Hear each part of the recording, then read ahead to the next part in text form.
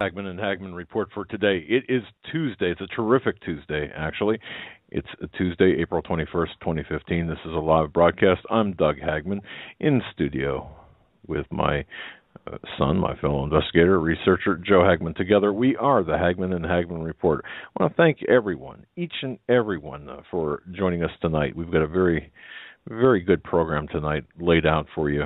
A lot of things going on, a lot of information to get into. Hour number 2, as usual, the real Indiana Jones, Stan Deyo. Boy, I'll tell you, we come to look forward to Tuesdays. In his appearance, Stan is just a fantastic, intelligent man. He's probably forgot more about physics and probably everything than I've ever learned. And his wife, Holly Deyo, author of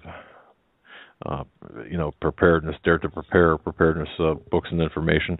You know what, folks? Make sure you go to standeyo.com. Prudent Places USA. Yeah, she's done so much fabulous work. But make sure you bookmark standeyo.com and check out all of the free resources they have there. I mean, it's incredible what is being offered by the Deyos. I was on the website today and just going through all of the preparedness articles and notes. You can, it's a book in and of itself there at standeyo.com.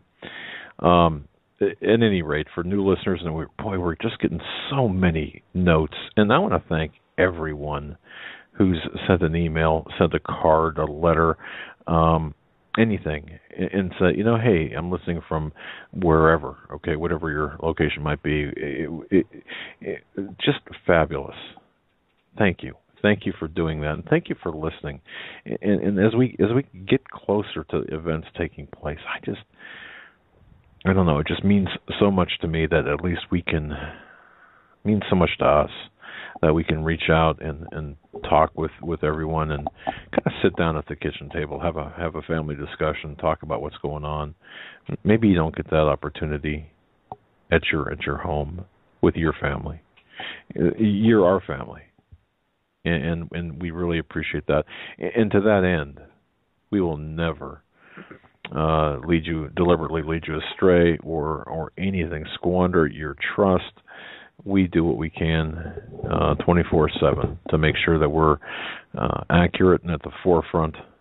We try to be at the forefront. And if we're not sure or if we can't be at the forefront, we at least try to be quiet.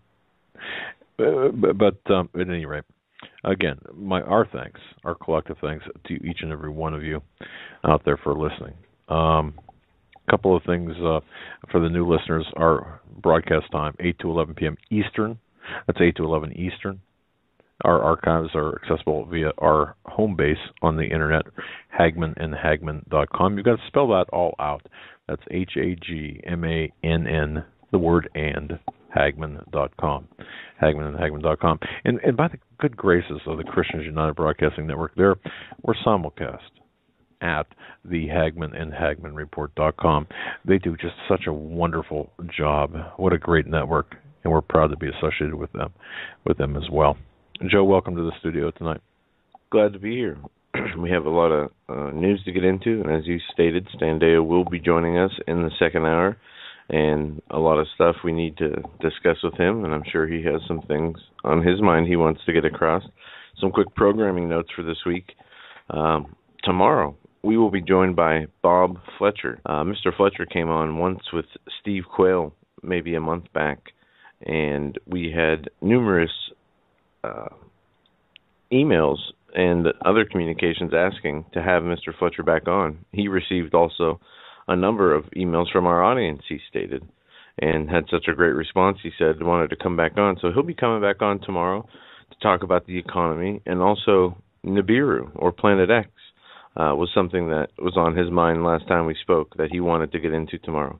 And I know a lot of people ask about that, and they ask us about that, which is, I don't want to say a mistake, because we're not too, at least of all the Planet X Nibiru claims and information out there, that thing is just a mystery to me. Is it real? Is it not real? What is it if it is real? I don't know. But he will be talking about that. And he's quite the investigator and researcher. To talk with him off air is an experience, a great experience. Just a tremendous man, a lot of knowledge, and looking forward to having him come on. I want to mention this too. I've been striving to put this up on the website, but if affordability, folks, is an issue, we had talked about more month than money, of course, and we had talked about Greg Jackson's book, 40 Things to Teach Your Children Before You Die.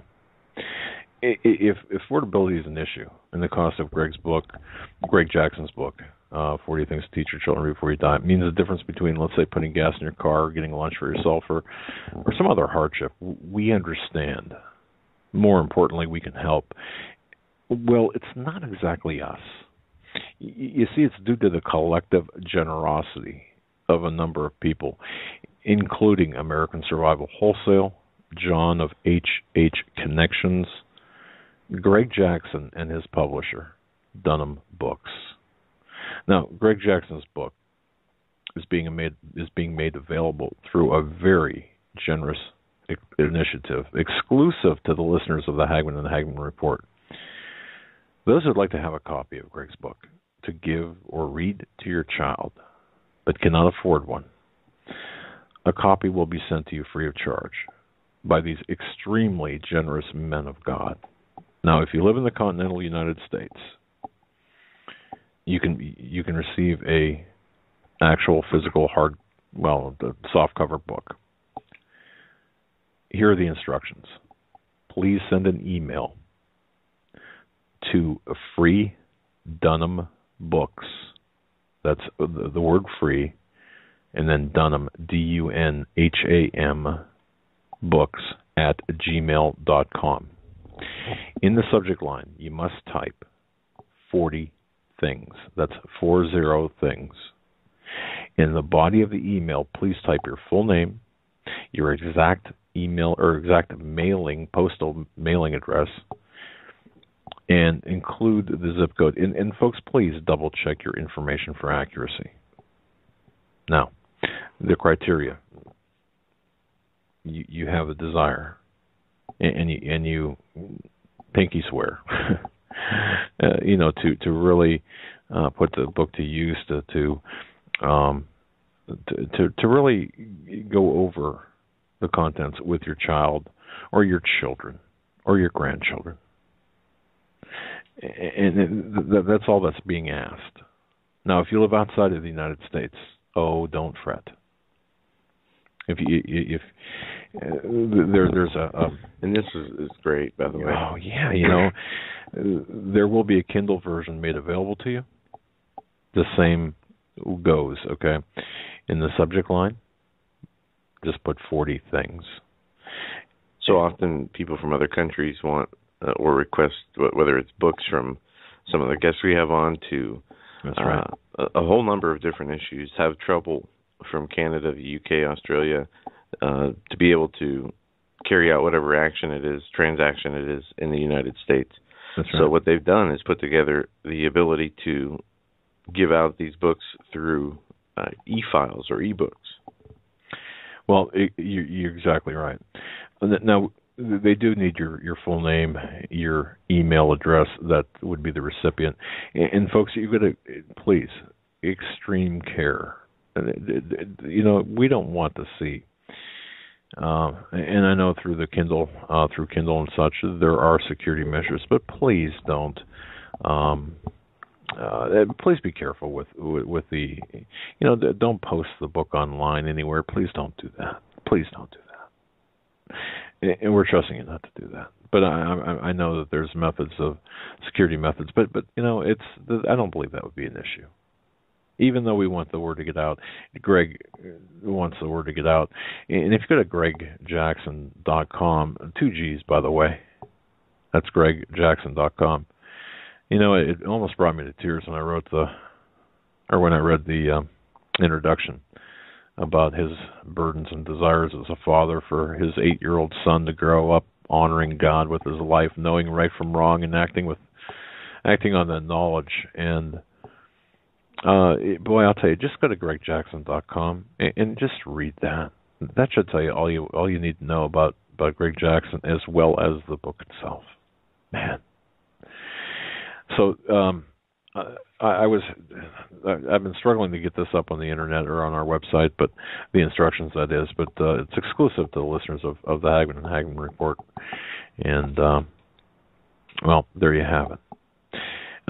We've got a lot of heavy stuff to get into tonight.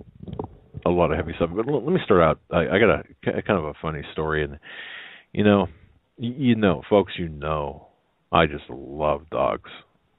You know what? We had Australian Shepherd, mixed Australian Shepherd, Holly. She was just my babe. I mean, she was my surveillance partner for a long time. She would go on out-of-town overnight surveillance trips. That's right. And you know... And she loved it because one awesome thing that he taught her to do, or she learned, was out of town, when you go to a McDonald's to get coffee. She knew what McDonald's was, because every time that we'd go, you'd get her chicken nuggets. That's right. And she sees those arches, or she would see those arches and perk up, and oh yeah, that she was fabulous. Well, we had lost her.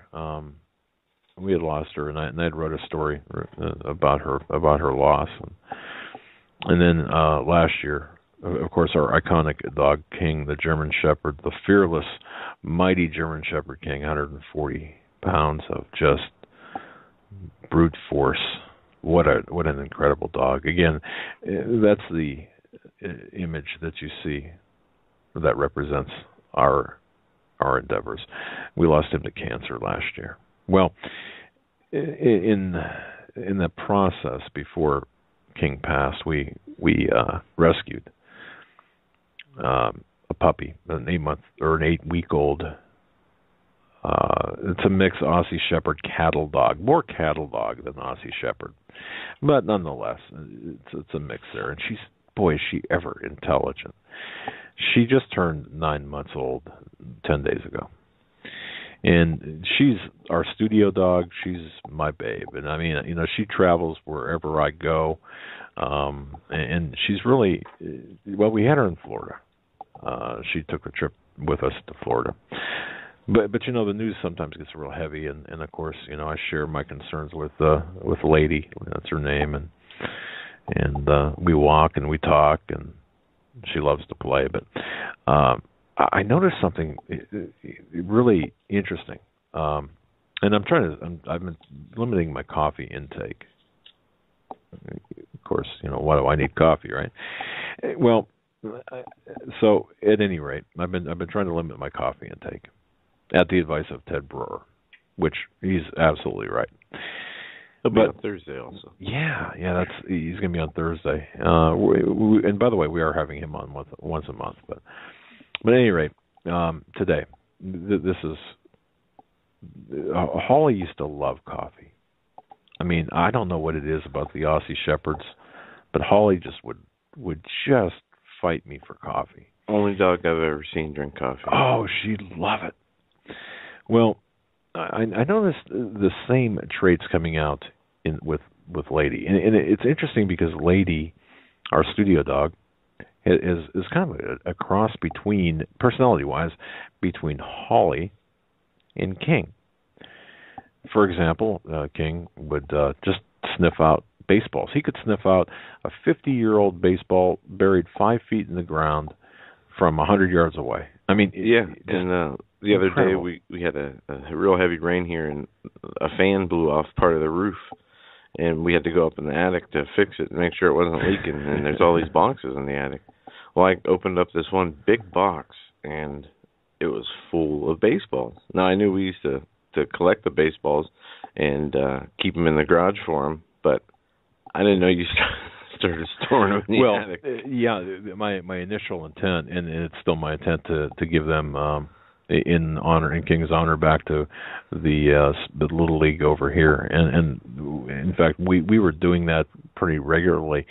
Somehow that box just kind of got put aside, but I think over the years I think 3 years he collected 800 baseballs. Well, I've noticed that lady now, when she's out sniffing around, she'll find baseballs. So that's a trait of King. But the other trait is she appears to love coffee. Well, I did break down, and I was having a cup of coffee today, and I was home with my wife, and I was doing some things, and my wife asked me to give her a hand with something. I had a coffee cup in my hand, so it was half filled with coffee, and I put the coffee on the stairs, which goes up to our second floor.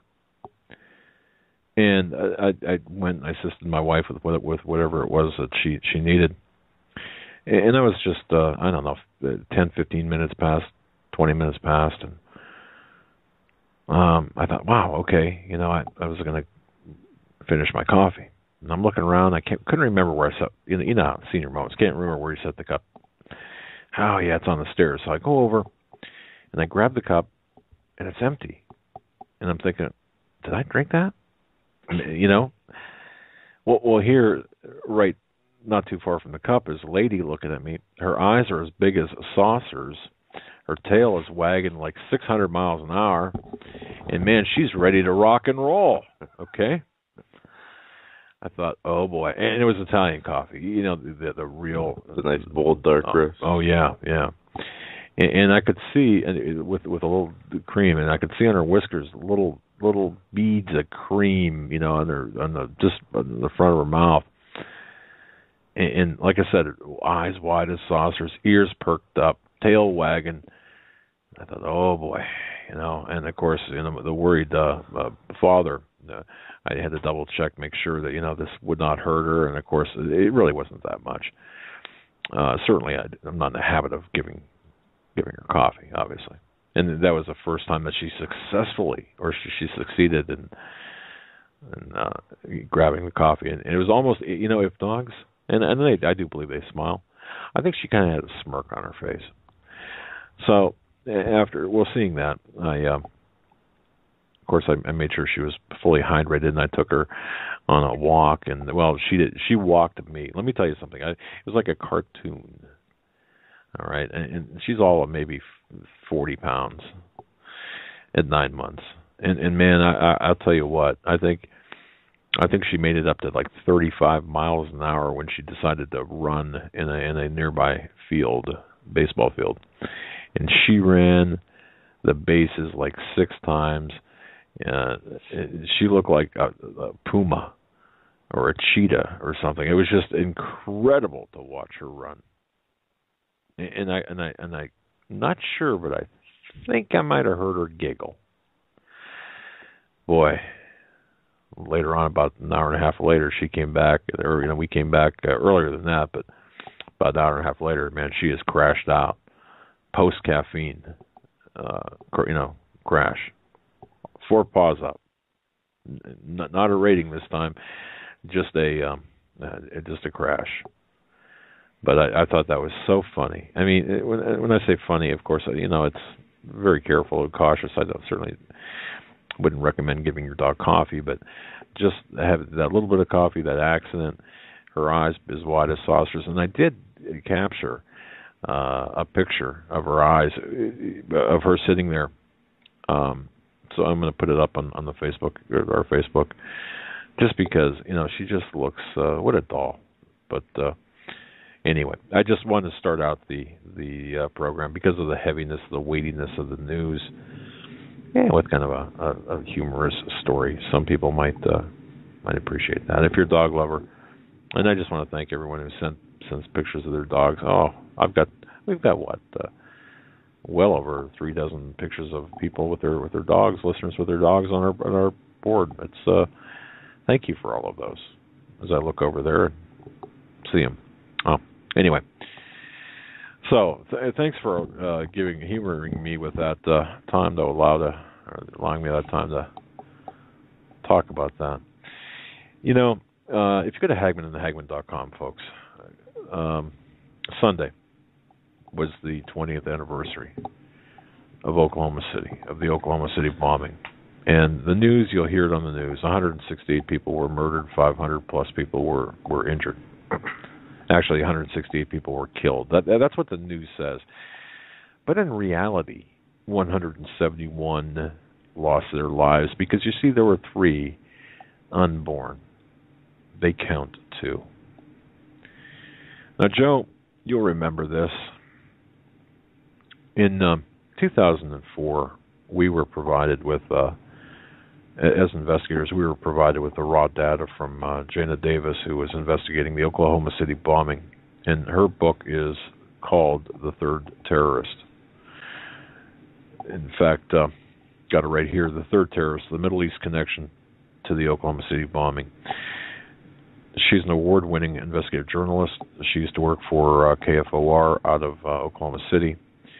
The foreword to her book is written by David Shippers.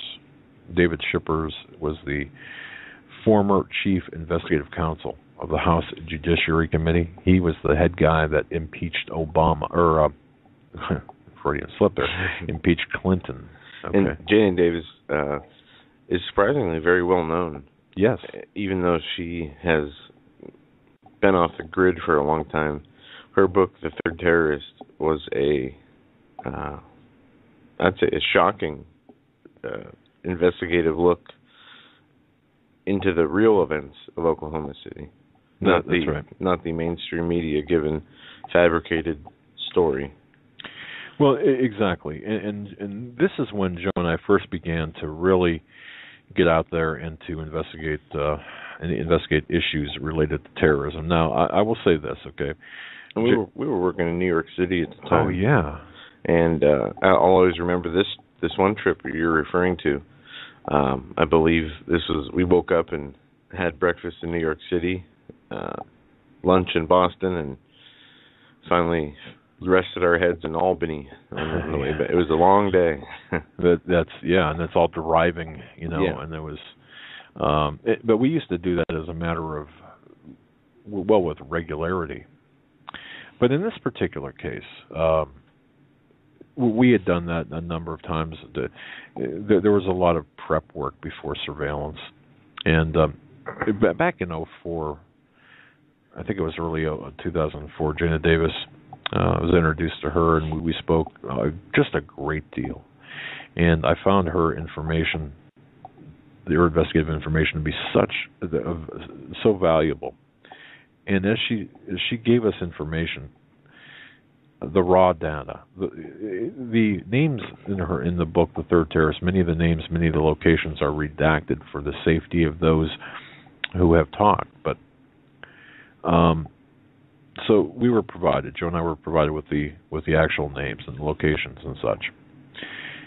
And Jana asked us to, hey, can you verify some things,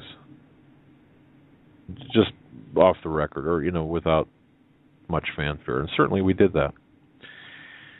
And the reason I'm mentioning this to you, and I also want to mention this too. Look, Joe and I understand I think more than people know. We understand about the government complicity with these terrorist attacks. We understand when we say there's a Middle East connection or whatever. When we point out the Middle East connection, it doesn't end there. It's not. It just doesn't end there. We get the complexity of the event. We understand the various nuances with respect to Oklahoma City, the first Trade Center bombing. We get that. We understand that.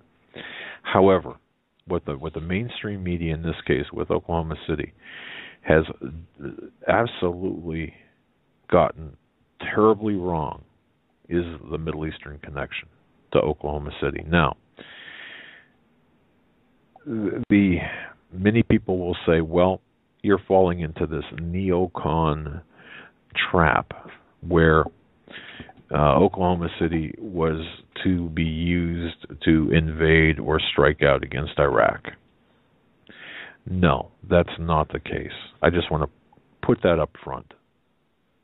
Now, there I'm going to end the disclaimers, because if anyone would continue down that path about Joe and I, well, you don't know us, and you just don't know what you're talking about. Joe and I had went to Boston and spent some time there. The third terrorist discussed or identified by Jana Davis, this guy by the name of Hussein al-Husseini, and I would urge everyone, either now or after the show or sometime after you listen to this broadcast, go to HagmannandHagmann.com and click on the article that says the Oklahoma City bombing investigation to demonize conservatives, constitutionalists, and Christians. And I just put that in the interactive chat, which anybody who's listening on Blog Talk, by the way, the player that plays the show, the chat is underneath that player. I have received numerous questions asking where that was, but I figured I'd throw that in there. But yeah, the title is the Oklahoma City bombing investigation to demonize conservatives, constitutionalists, and Christians. Right. And in here is some newer information put out by the government, but also the findings and investigative reports that you put together after we did go to Boston. Pictures we've taken of the third terrorist. Well, yeah, the one picture there of Hussein al-Husseini is actually a 2011 photograph from the Quincy, Massachusetts Police Department after his arrest. But here's the relevance to today, and here's why we're mentioning this. What happened in Oklahoma City caused the Christians, conservatives, and constitutionalists, those people who believe that this country, that we were on the wrong path and are on the wrong path, well, it's causing us to be demonized by the Department of Homeland Security, by the FBI, by the Department of Justice, and by the dutiful and obedient media. What we want you to know, what Joe and I want you to know very simply about this, and you can read this article on yourself, but what we'd like you to know is that every bit of information within the third terrorist, Joe and I were able to verify, contemporaneous to the publication of the book, as well as on scene, on site in Boston and other locations. And I'm going to stop there. But it's interesting because the third terrorist, identified as Hussein al-Husseini, and please, folks, listen carefully to this. We located him in a suburb of Boston. We located two of his confederates, his associates, and verified that after the 1995 Oklahoma City bombing, they moved to Boston and the surrounding area. We found them, and in particular, his two compatriots were Iraqi soldiers who came to the United States under the pretext or with the excuse of amnesty, because they were Saddam's soldiers, special elite guard. They moved here into the United States, went to Oklahoma City, hooked up with a Palestinian. I'm not going to get too far down this road. There were some things that happened, and you can read about this in the third terrorist. Jana Davis documents this. They moved to Boston after the bombing. Now we're talking about Hussein al-Husseini as John Doe 2, the guy who exited the Ryder truck in front of the Murrah building, which is on video, which is FBI never showed anybody, which then subsequently lost. Yeah. Well, they don't have. Yeah, exactly. And the two others. Ladies and gentlemen, all three of these guys worked at Boston Logan Airport. Yeah. Right in the run-up to 9/11. One of the surprising finds that my dad pointed out was one of these Iraqi soldiers with ties to this bombing in Oklahoma City worked at the Boston Logan Airport in the food service. Two of them did. Both of them. Okay. Yeah, and so did Hussein al-Husseini in a different area. Right, and right in the time the September 11 attacks happened, these people were working right around the airplanes. We hear about the box cutters, and we talked with Rebecca Roth, and she explained how a lot of what her evidence, the evidence she evaluated, made it seem like there were more simulated attacks than actual attacks. But people wonder how the box cutters get on the plane. Yeah, exactly. Now we're not speaking to September 11th, okay, 9/11.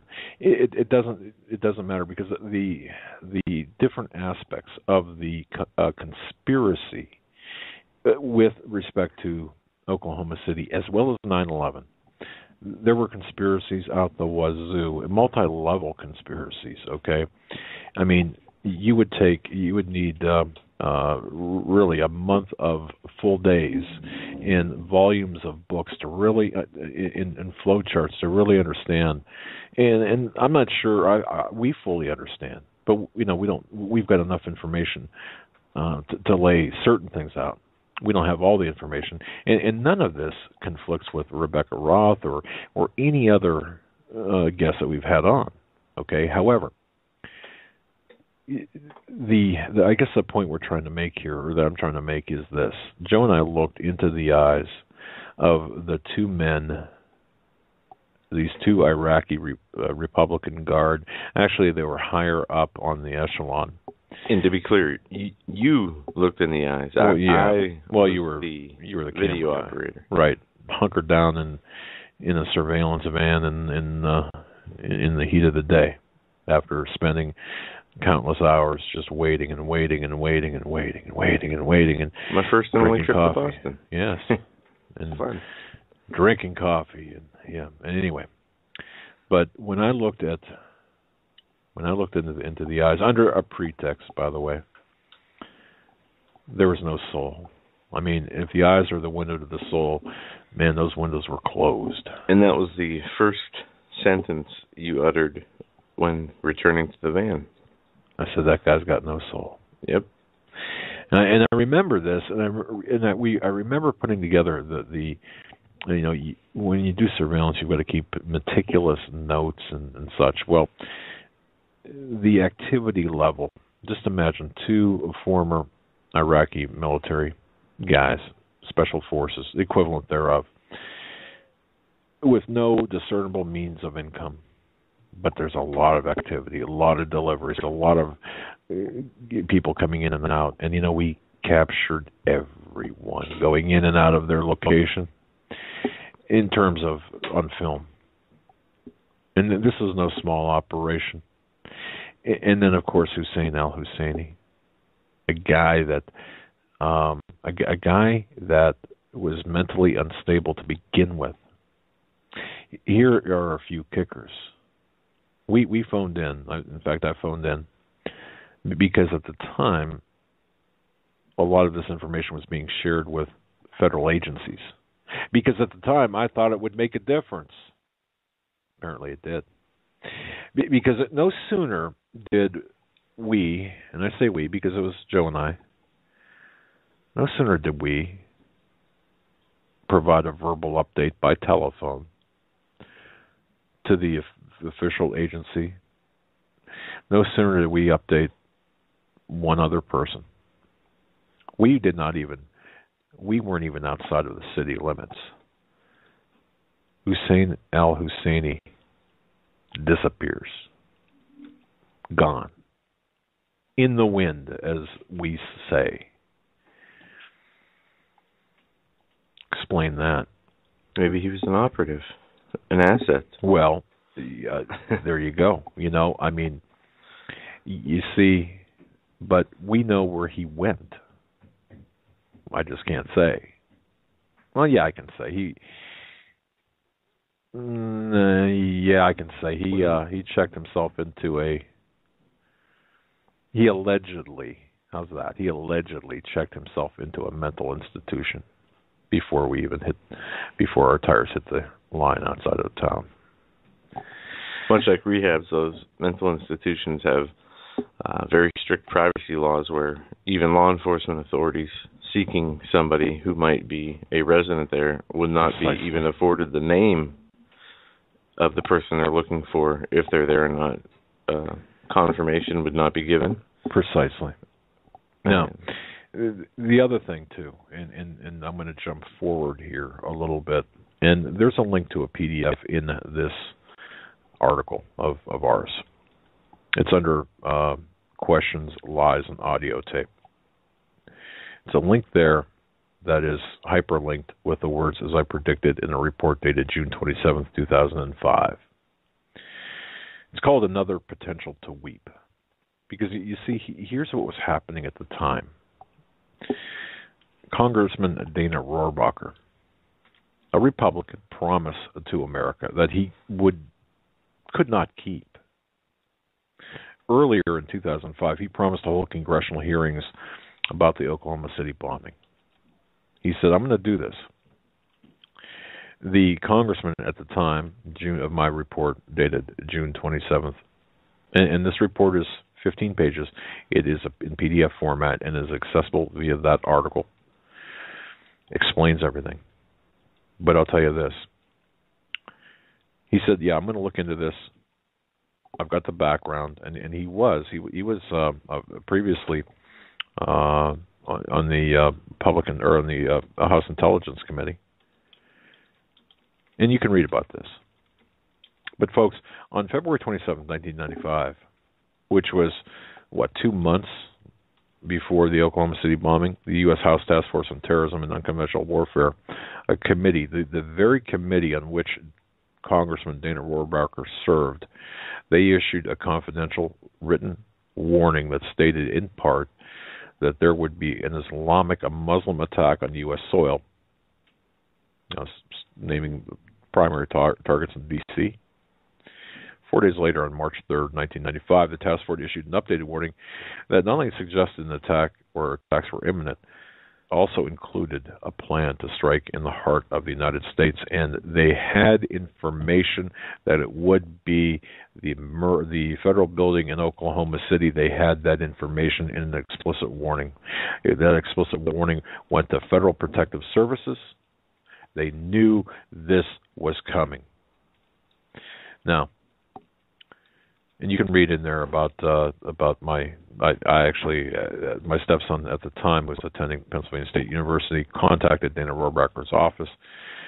This is back in 2005 to inquire about his service on that particular committee. You can read about it. It's all in there. It's all in that report. But let me just say this: Jana Davis had given to the congressman a list of questions that were to be asked of Terry Nichols. Terry Nichols was the other guy outside of McVeigh that was charged in the Oklahoma City bombing. You see, Dana Rohrabacher was scheduled to and did conduct a 3.5-hour long interview with Terry Nichols at the Supermax prison in Colorado on 27 June 2005. Spent 3.5 hours with Terry Nichols. The long and short of it is nothing happened, except Terry Nichols did admit that Jana Davis, quote, her theory about Middle Eastern involvement could be accurate. That wasn't exactly, that was the exact phrase used, but there was more to it. Knowing that Congressman Rohrabacher was going to call her, Jana Davis had hooked up a tape recorder to her telephone line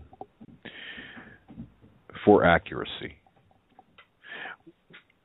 Congressman Rohrabacher left Supermax prison, went directly to the airport in Denver, and before he got on the plane, he contacted Jana Davis pursuant to their previous arrangement.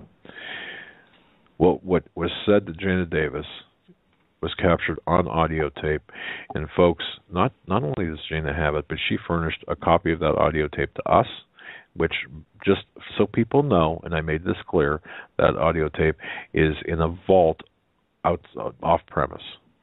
Okay, in fact, there are more than one copy, and the other copy is in a different country. Just so you know. So anyone wants to come into our offices and look for the tape, you ain't gonna find it. But what was said there, basically, is yes, there was a conspiracy. But you know what, folks? You're never going to hear about it because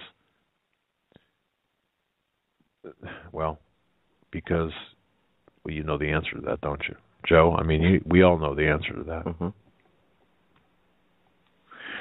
You see, if you look closely at Dana Rohrabacher's funds, you can tell a lot about a person. You can tell a lot about a politician by who pays their expenses. I pulled part of this report. I pulled Dana Rohrabacher's travel expense reimbursement sheet. Oh, what a fantastic way to learn.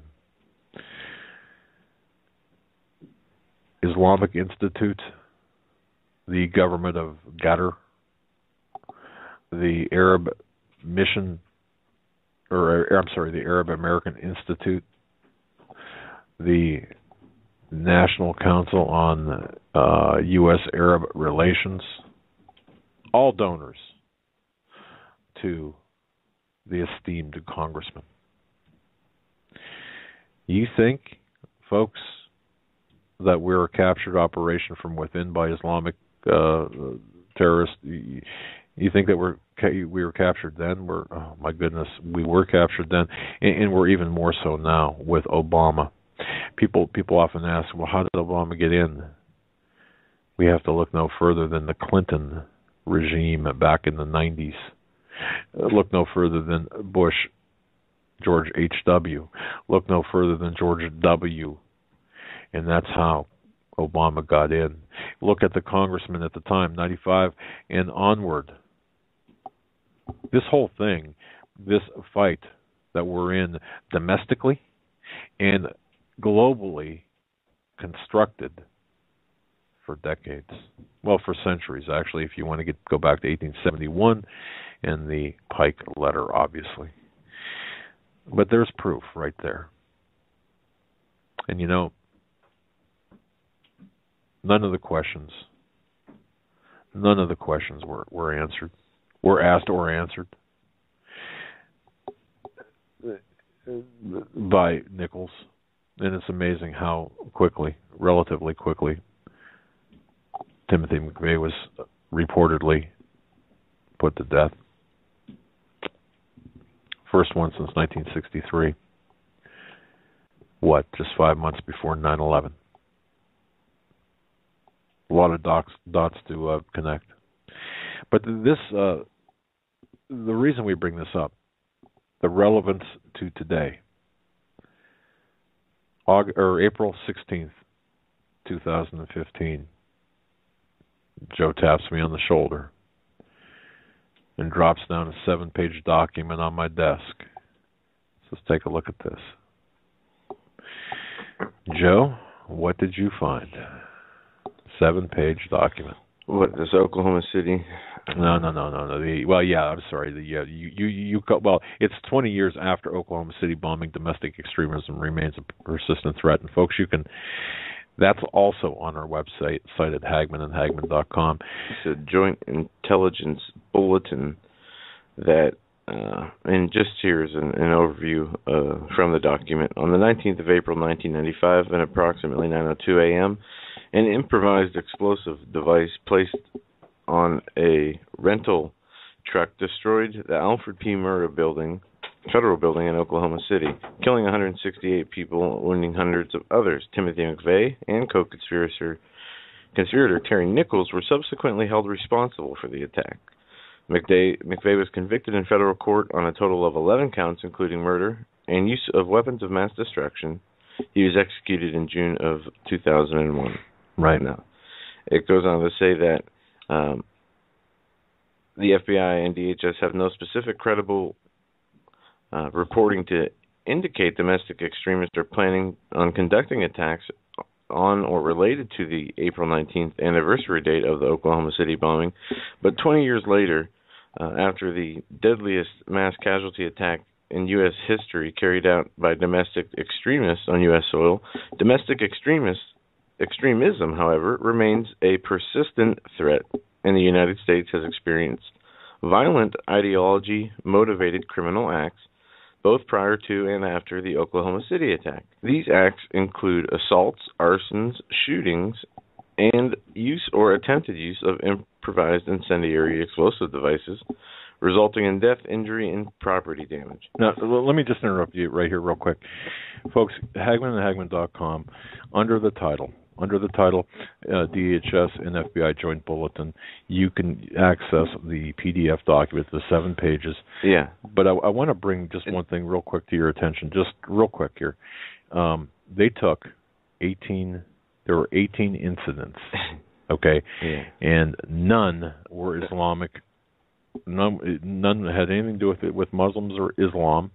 No, this is domestic extremism. Right, but you know what really, Joe, what really stuck out, and it's in the article, is they used as a significant plot and incident the incident that took place at the Bundy Ranch in Bunkerville, Nevada, in April of last year. They said that this was a significant act of domestic terrorism against the Bureau of Land Management, who suspended their operations due to, and I quote, militia extremist threats.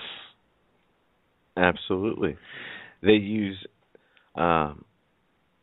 nothing in here.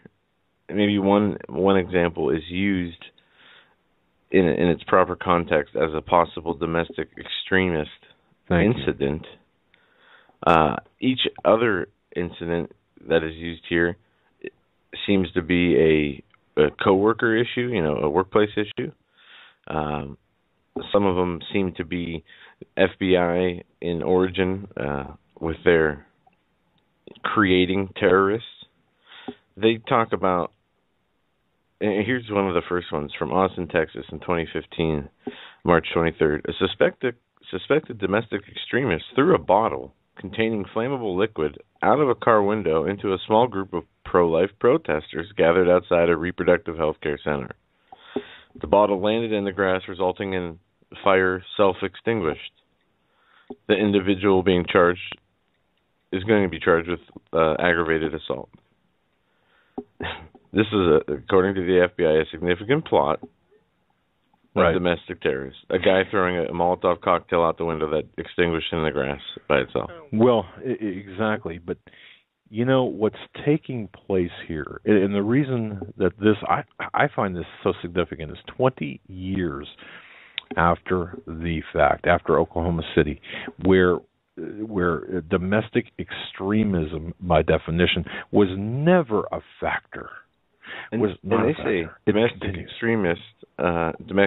extremism is motivated by, and criminals try to justify their acts through anti-government, anti-law enforcement sentiment, racial, ethnical, and religious hatred, and advocacy of violence, and through conspiracy theories that continue to influence domestic extremists and their targeting choices of 2015. Right.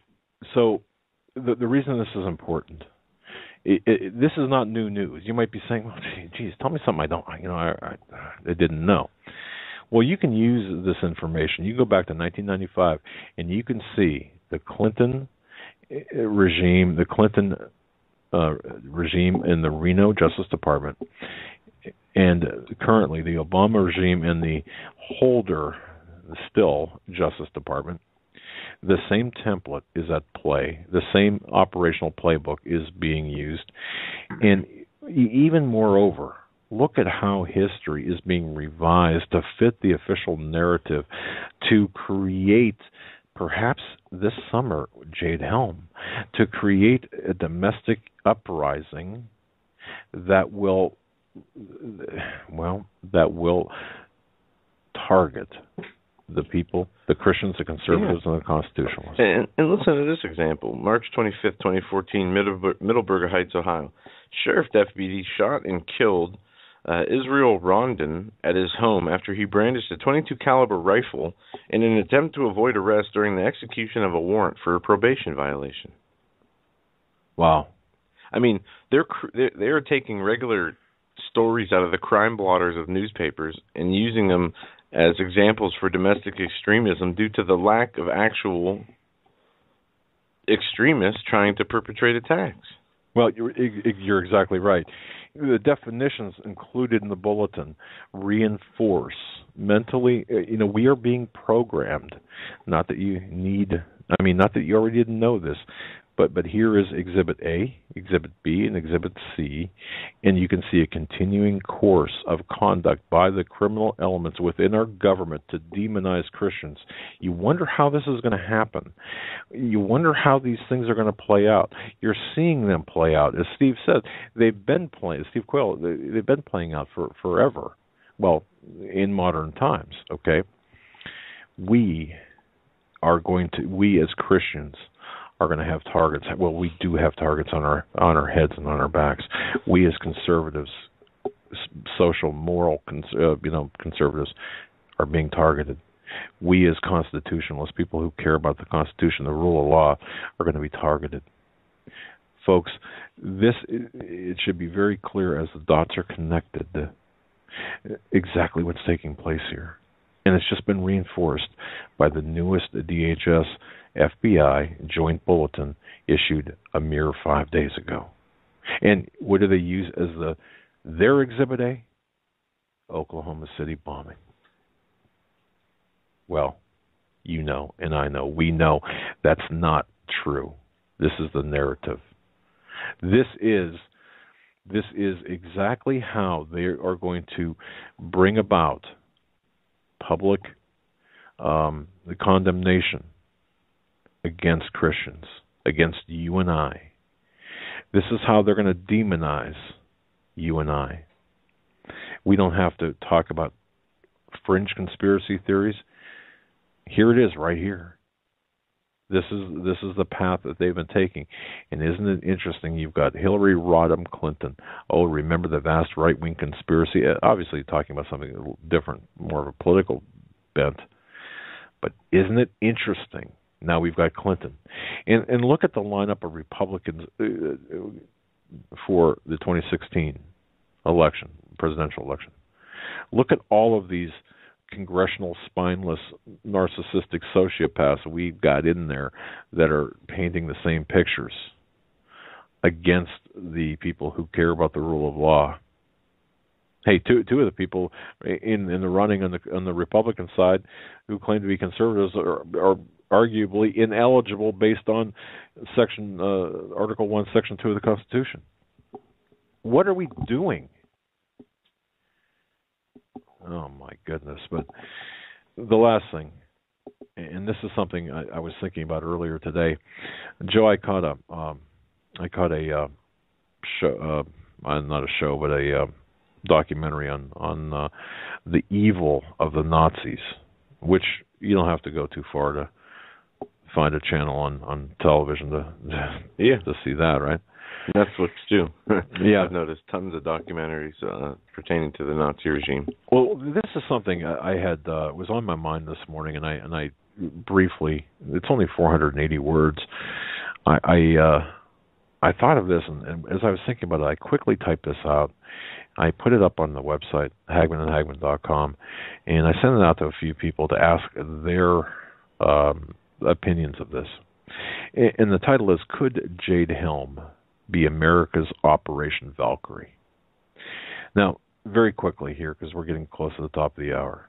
Most people, when they hear the word Valkyrie or Operation Valkyrie, you automatically think of the movie back in '08 with Tom Cruise, I think it was, that depicted the July 20th, 1944 assassination plot against Hitler, codenamed Operation Valkyrie. Well, you know where that came from? That was only part of the story, kind of the second half. That is the assassination plot.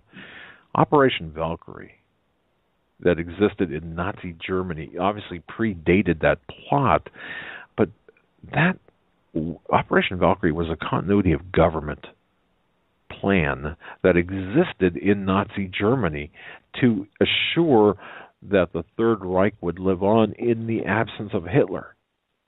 Okay? Kind of like our continuity of government. Now think about this. And this is kind of what I was thinking. The general public knows, or most of the general public, all they know about Valkyrie is it was a plot to kill Hitler. No. It started out as a continuity of government that was authorized by Hitler himself. Only after it was tweaked toward the end of the war, and as the Nazis were getting the snot beat out of them, did this turn into a plot to kill Hitler. So I was thinking, and I ask each and every one of you listeners, and feel free to weigh in on this, and if you want to send me an email, just your thoughts are always welcome. Like I said, we read all the emails. Can't respond to them all, but we read them all. What do you think about this? What if Jade Helm was just that exercise, not an assassination, not the movie Valkyrie, but the active operation to ensure or assure continuity of government, and by government I say the power elite in the midst of a crisis, whether it's orchestrated or whatever. The timing is suspect and all of that. We get all this. Then, if you want to go the other way, could it be Operation Valkyrie, the movie? Just asking. Now that I personally doubt that. That's my personal opinion. I don't believe that for one moment. I believe that this is being done I agree more with Dave Hodges and Nathan Liel and our guests. I believe this is being done for a specific purpose, but I do believe that there will be a need for continuity of government operations to go active, to go live, and I think that this is the preparation for it. It might not be Jade Helm 15, it might be another operation later down the road, but this is that practice run or that run for that particular need or that particular objective. That's what I was thinking. Thoughts, Joe? What do you think? Anything's possible, right? Mm-hmm. Absolutely. All right.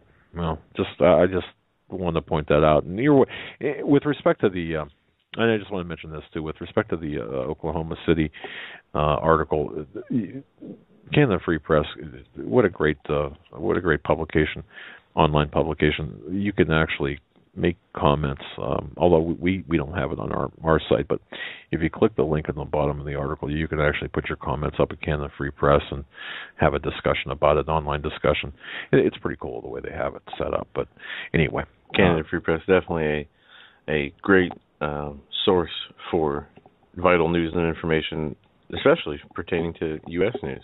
Yeah, exactly. So bookmark that site. Before we go to break, Joe, I just want to say one thing, and I said I wasn't going to do this before, but you know what? I just want to thank publicly. I just want to give my public thanks to my wife. It's her birthday today, and I just want to say thanks because she's a great wife. She has, without her, I don't think that. I just don't think I'd be. I don't think I'd be able to function. She's like she keeps the family together. She does everything, and I just want to say thank you to my wife, who I believe is listening tonight, despite it being her birthday. And I just want to say thanks so much, and tell you how much I love you and appreciate you. And I just want to say that all the years. As I said to you this morning, the angels sang the day that you were born. So that I believe, and I just want to publicly say happy birthday to my wife. So anyway. And tomorrow, happy birthday. All right, we'll save that for tomorrow. No.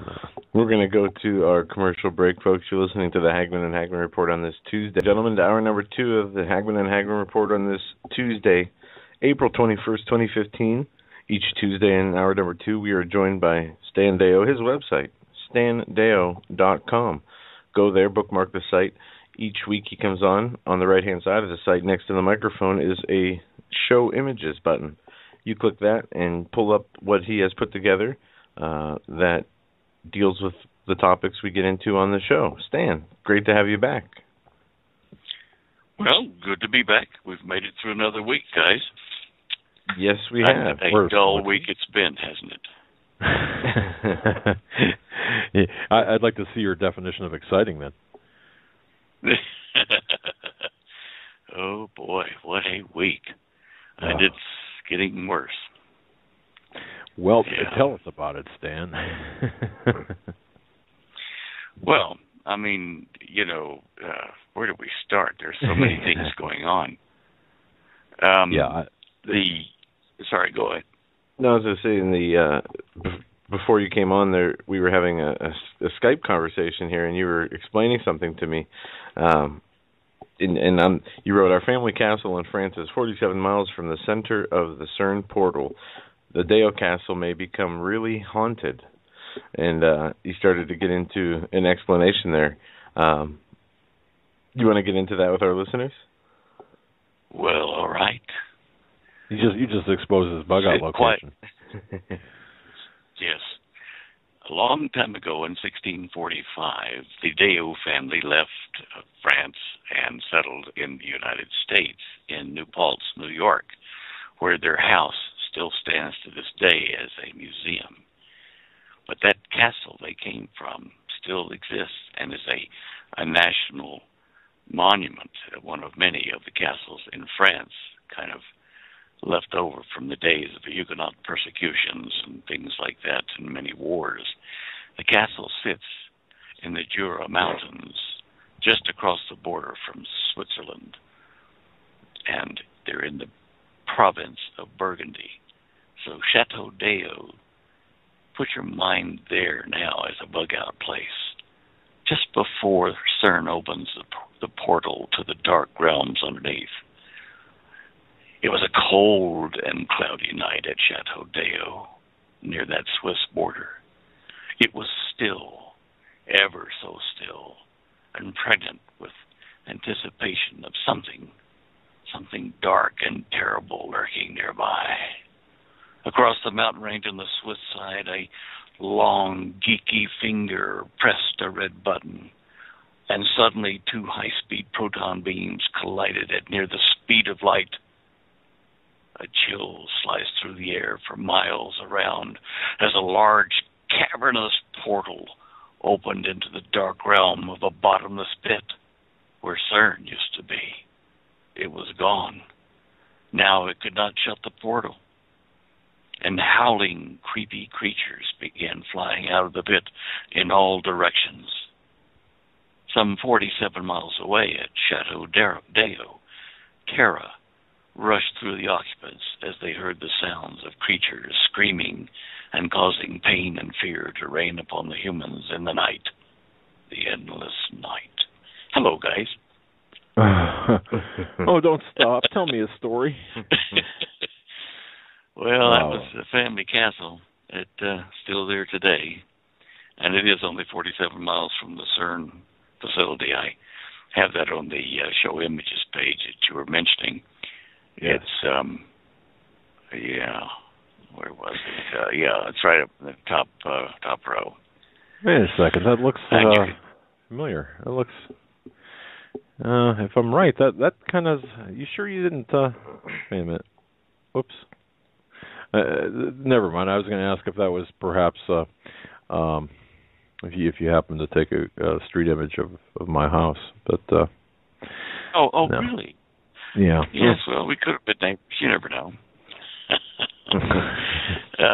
Had to have a little fun in all this darkness. Oh, I know. Yeah. But seriously, that's Castle. I mean, that is your family. Yeah. Oh my goodness. Okay. Wow. Well, you really are Indiana Jones. Actually, yeah, I like that German thing there when the search for the Ark of the Covenant. They did go to a castle and do something or other there. I remember that now. Yeah. No, that actually after the Catholic Church ran off the Huguenots, and our family left, one of the things that happened to the castle is it became a fort, and then it also later became a prison. So it really probably has ghosts of its own without the portal, even. It's been through a lot. I bet you, just as a side note, I bet you mowing that lawn would be a real pain in the butt. But anyway, sorry about that. Well, not too bad. You just roll big rocks down the thing and they crunch all the trees and the grass. And I mean, that's a tall bump to be living on. I mean, I did think about what it would be like to mow the lawn there at one time, but no. So definitely want to stay away from the riders, rider mowers. But anyway, wow, no. Yeah. Fantastic story. I mean, that's we actually dimmed the lights in the studio as you were halfway through that because I get in the mood. And it's not even Halloween. We laugh about it, but somewhere on the planet, if it's not CERN, but somewhere, there is an angel going to open up that bottomless pit and let all kinds of nasty beings through to afflict mankind. So even though it was tongue-in-cheek, the story, but, it is going to happen. Oh, man. Wow. Well, that's just it. It has, and I'm not up on the on CERN at all. Are they like in full bore, open up, let's do it? I mean, is everything working? All the cylinders firing they should? They've been running tests. If you go down to the third row and show images page there where it says the Large Hadron Collider live feed of the panel, you can get in clicking on the text down there. You can get in and see what they're doing. At the moment, if they were to collide the two beams which are circulating as we speak, they would only collide with about 10 tera or 10 giga electron volts. They are going to go up to about 14. And earlier, probably 2 hours ago, they had it up to the point where they could collide them, but they haven't done it yet. They're still, running tests. And if you go to that link there, you'll find on the left there it says LHC page 1, a little check mark, and you can open that up. And there's all kinds of other, like consoles and dashboards and magnet pictures and like temperature of the various things that keep the superconductors working. Right now, it's at about. I just checked the temperature of the two, collider pathways, those circular things, and they are running at about 450 degrees below zero, near absolute zero, but almost 2 degrees above absolute zero. They have to be down there so that they can get the energy in the magnetic field to accelerate these things to that velocity. I'm looking at this, and I'm not even sure. I'm not even sure I understand what I'm looking at. Look at the red. Look at the red and the blue lines. Right. The blue is one beam. The red's the other beam. And off to the right, you'll see giga electron volts of energy. Same thing as Terra there. But you'll see, like, the red one's just up above 6,000 GeV, and the blue beam is at about 3,500. So if you were to collide them head-on, they would be, at the moment, about 9,500 giga electron volts, which is about 70% of the way to where they want to be when they collide these things. They may actually go higher. If 14 works and they don't break anything or anybody, they intend to try to push it up to 16. And I don't know at the moment. Let me just see here. There's not this image, but another one somewhere. One of the other images or consoles shows you in real time what's happening, and you'll see the little markers go blip, blip, blip. As it's monitoring the data. Let me just see. I'll go over here and see if I can find that with the house button while we're talking. But wow, 450 gig electron volts. Okay, Vistar, we've just done that. Let's go to irradiations, beam intensity, profile monitors. Let's see if that's it. No, that's not it. I knew that. Temperatures, we've done that. Control panel. Let's see if that shows us. There's so many options here that it's just huge. you'd want to bookmark it when you finally, find what you want. Beam one. Oh yeah, that's interesting. Yeah, if you go to the house on the up right, the home button, and right. You'll get to the web tools. In the top row in the middle, there's a radiation sign that says IRAD, and if you click on that, it will take you into some text that's 7 links. Go down to right. the one that says beam intensity all. Click on that. The third one down. And that will show you. Sorry. And that'll take you to. You there? Yeah. Sorry about that. What you're seeing is where the beams are at present. A cross section of the collider. It will show you the pattern of beam 1, which is those blue boxes showing where it's striking, and beam 2 doesn't have as many strike points. It may be because it's more aligned and not fragmented. I think they should be closer to fragmented and closer to right in the middle of those red graph lines, so that they can impact. It shows you the strength or intensity of the beams when you look at that. It's still not the one I'm looking for. I'll keep looking as we speak, but it's, as I say, there's so many things here I've looked at in the last few days as I've watched these things happening. Are we there yet? No. Anyway, when do we see the portals of hell opening up? I mean, and I'm not. It sounds like a sarcastic question, but it's not. I mean, it's talked about in many ways, metaphors into different subject matters that, when we hear portals in the sky, portals that people observe from amateur astronomers to things like the Norway spiral. But with the connection to CERN, they are literally have spoken about the biblical references to opening the pits of hell. Yeah. Yeah, well, they intend to be doing something exciting here before the weekend. If everything goes as planned. Sorry. I'm going to keep my mouth shut. I don't mean, because I know there's a delay, but it seems like seriously. I mean, there goes the neighborhood, there goes the area, there goes Castle Deyo. I mean, are Hagmann. Yeah. Are they not afraid? I mean, I don't know. Well, I would be afraid over there if I had, that Indian, or Hindu god Shiva out there in the front doing a dance. I think I'd be concerned because they are kind of going into new territory, and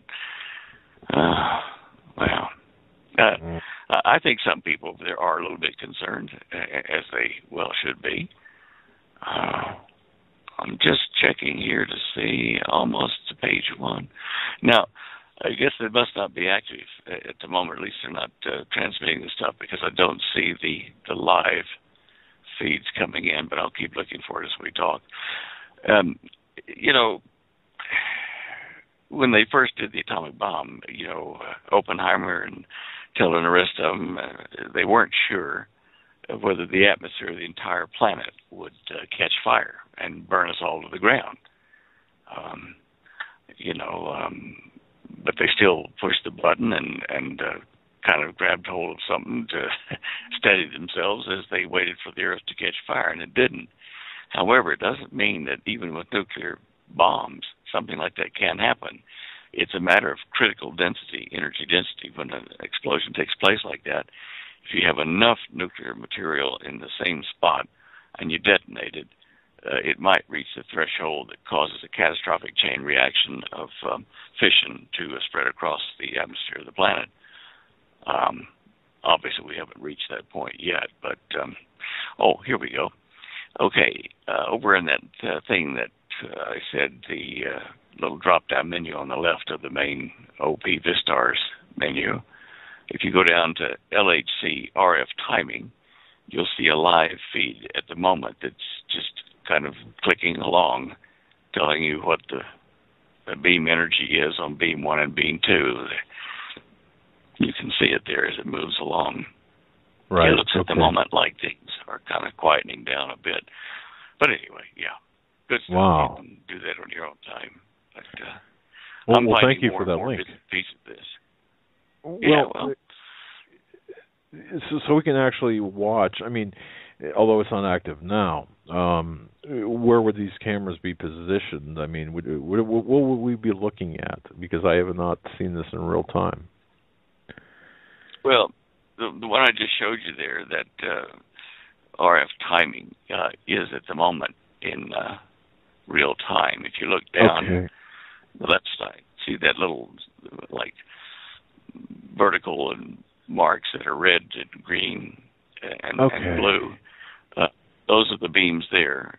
The beam energy is the green things, and the frequencies are what you're seeing, in the blue and red traces. But if you look at it, it's clicking off to the left. See there, it just went again, bang, bang, that kind of stuff. And so that's a live feed for what they're doing at the moment. Sadly, they won't let us log in onto the main switchboard. Only certain organizations are approved. I did try the other day to get clearance to go into the other areas, but it didn't happen. And fair enough. I mean, I didn't put any money into the project, so I guess I can't see what's going on unless they want me to. So very interesting. We can watch it and see. I mean, at least there's that much, and the people of the world with internet can kind of participate. Watch the enemy come through the door there. What Stan? Did I read this, or were we discussing this at one point? And I'm not sure if this is a product of our conversation where, and you just mentioned this just tonight, atomic bomb blast having the ability to open portals. Did we talk about that before, or did I read that somewhere? You might have read it somewhere. I think there's a simpler way than using a CERN-type device to open a portal. And the reason I say that is going to the biblical account of Nimrod building the Tower of Babel. He was trying to open up a portal to go up into the heavens and be as the angels and God were and are in their level. That's why they came down and destroyed the tower. So he didn't have a CERN facility there, and whatever he had, if it was technology that the fallen ones had shared with him, I'm sure God wasn't too happy about that if they did, but it would have been a lot smaller than 17-mile loop, 300 feet under the ground like CERN is. It was on top of this ziggurat or tower. So the technology can be made a lot smaller, and humans could construct it at that time, even if it was with technology that was passed on to them or loaned to them by the fallen ones. So that tells me that, we can do it a lot better, and I don't think it takes an atom bomb, but on the other hand, we know that Mohenjo-Daro and Harappa, that they excavated in the Indus River Valley, probably 30, 40 years ago, they found bodies, skeletons, just all laid out in a single direction, as though something had melted the stone and them at the same time, like a nuclear blast had happened then. Makes you wonder what did happen to them. There's over in Iraq in the Baalbek Plateau, there's fields of melted sand, green glass sand, like from a nuclear blast. Don't think there's much background radiation there now, but it does speak of a nuclear type event or more than one in that area a long time ago. So, there's a few things that we don't know yet. Interesting how that is. Okay. Yeah. Okay. All right. Enough on that. Yes. Yes.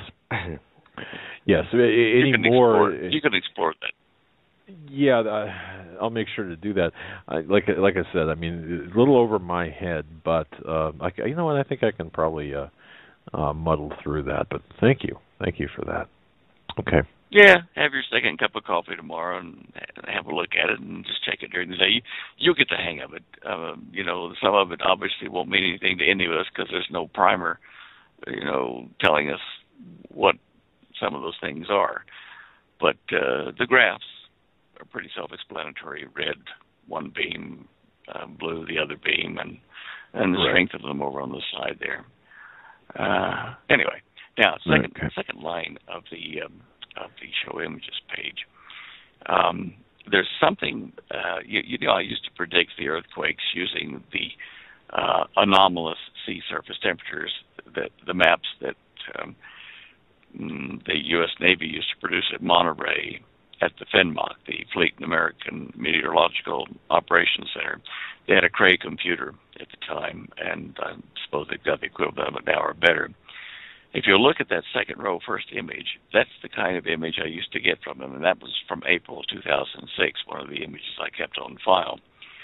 Now, what I would do is I would take that image for that day, and I would take the image from the next day, and I would subtract them, and I would find that there would be little patterns of heating and cooling anomalies that would form like a butterfly pattern over fault lines, and I could say, okay, within the next now or 7 days, sometime in the next 7 days, there would be an earthquake event at that point.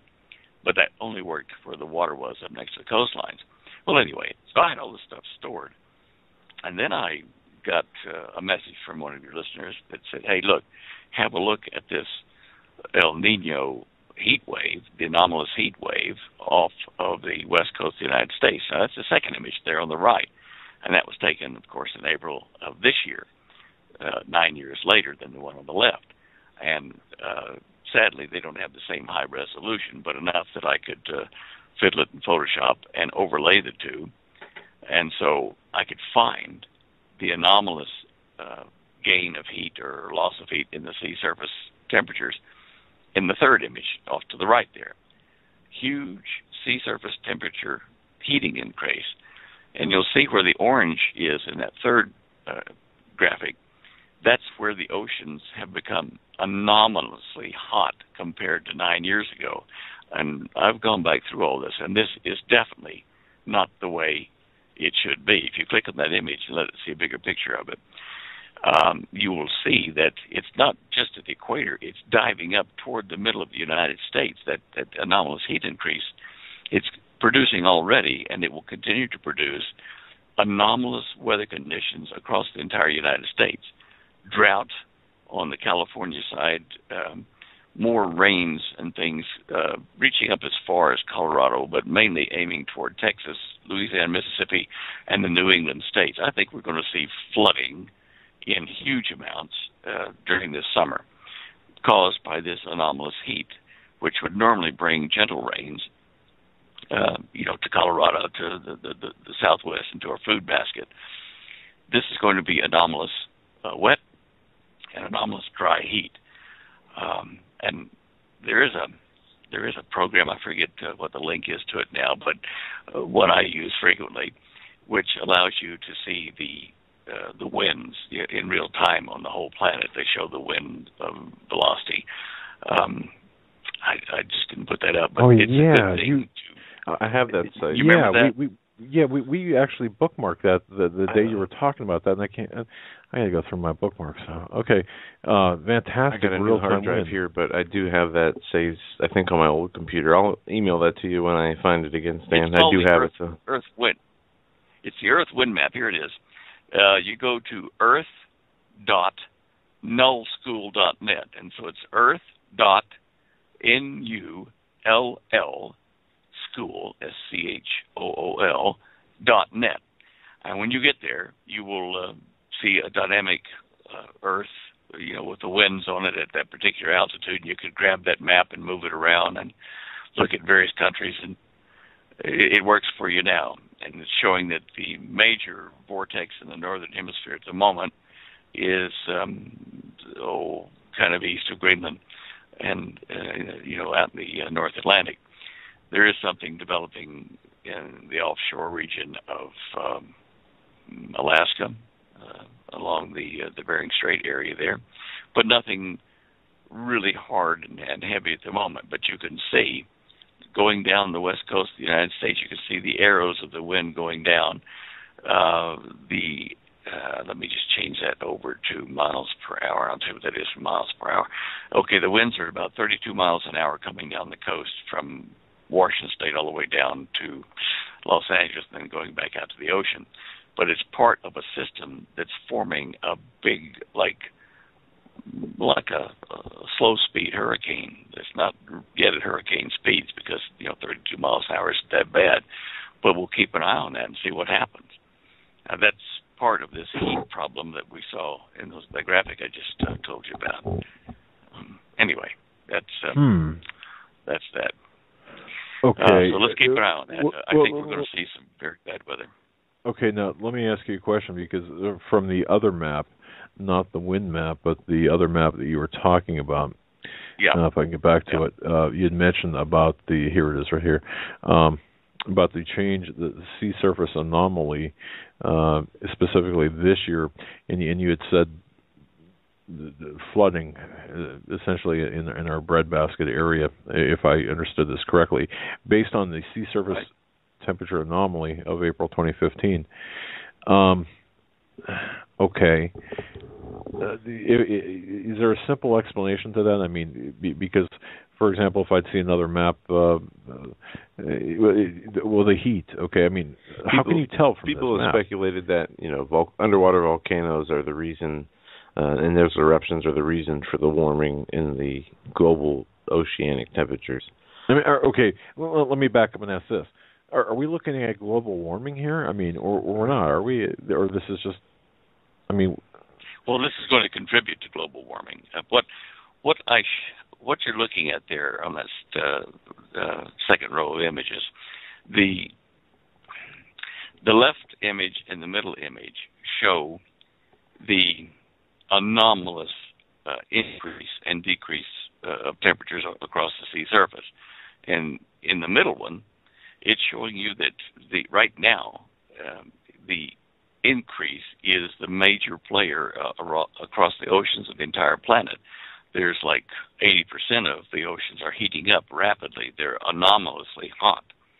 Now, the third image is the first two images subtracted, and put back together with a color coding. Now, the third image, in mathematical terms, what I've done is I've given you how fast, over that 9-year period, how fast the oceans have heated up.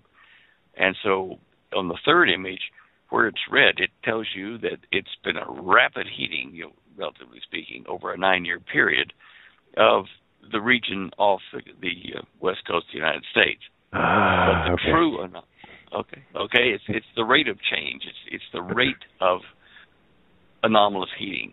So it's speed on the last one, and it's actual anomalous deviation in the first two. Does that make sense yet? Makes perfect sense. Thank you for that.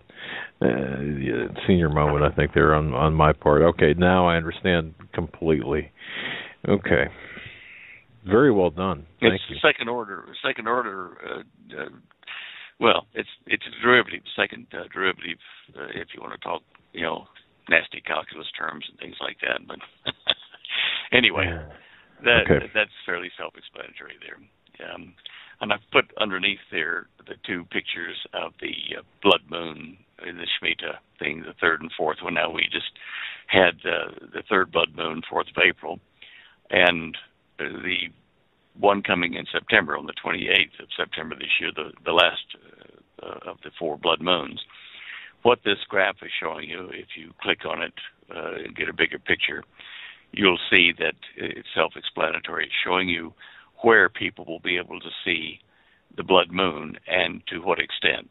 The dark blue areas, which is from about the middle of the United States over toward, it gets all of England and part of Spain and almost all the way to Italy, will be 100% visible unless there's cloud cover. And then the next zone outside that, you'll be able to see about 3/4 of the Shemitah, the 4th of the blood moons. And it's just telling you, if you're in those locations at that time, what you can expect to see if you don't have cloud cover obstructing your view. Just something you can download and put on your desktop and look at it later when it's time. Very good. Did you guys see the article about the strange green glow that the robot took a picture of in the Fukushima reactor? I saw a story last week, I believe, that the first robot to enter Fukushima died within hours. And I have not seen a story since, but they sent another robot in there? Yeah, the second one went in, and it took this picture of this green glowing something. They don't know what it is in the middle of the fuel pile there. You can see the picture of it, and if you click on it, you can go and see the actual video that the robot took before it fell over, the second one. At that moment, there was 1,000% increase, or it was 1,000 times. Let me just check and see. A huge spike, 1,000%, which would mean 100 times. No, 100%, 10 times the amount of radiation spiked at that moment, and that's, they think, what killed the second robot. But if you click on that and go read the article, you can see what they're talking about and play the video. There's a button you can push there and play the video as well. Fascinating stuff. I don't know what it is. But. Wow. Yeah. Well, not good. Apparently, I mean, obviously not good. Okay. I don't know. Interesting. Have you guys been watching Alexis Tsipras? You know, the Greek Prime Minister. You've been watching him over the last week.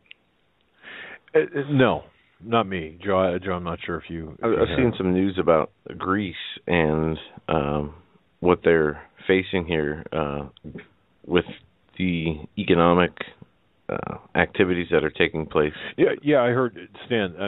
Basically, bail us out or the world falls. I mean, kind of that's the way it sounds. It's a mere pittance, and that was what, yesterday. But I didn't know if that was exactly from, who that was from. But what are we doing? Well, he's sitting in he's like say you had a three-party system and two major parties in an election and one little tiny guy, one or two people party, and his vote, let's say, would give power to this party or to that party because they're so close, the major parties. In his case, it's not parties, it's countries and world economies. And Alexis, if he votes to go with Europe and with Germany, with Merkel, that's one way. If he votes to go with Russia to solve Greece's problem, that's another situation. Changes the dynamic of the whole world. And if he goes with nobody and they go down, like you were saying, it's a house of cards. The world economy will collapse. Shortly after that, I think Mexico would follow, and then eventually the United States. Now, what I'm watching this guy is, Time Magazine put him in the top 100 most influential people in the world. You can click and read that article there when he's got his hand up. Just click on that and go read that article. The other article on the left is where he's talking with the Russians, and he's trying to get the European Union to work with Russia and combine those two. Now, he's a clever fellow. He's an atheist, makes no bones about it. But he's very clever with politics and with finance. What he's done is he's gone to Putin, and they said, he went away empty-handed. Not so. What he's done is he said, look, I'll sell your gas. You get a commission here. I'll let you pipeline it and whatever.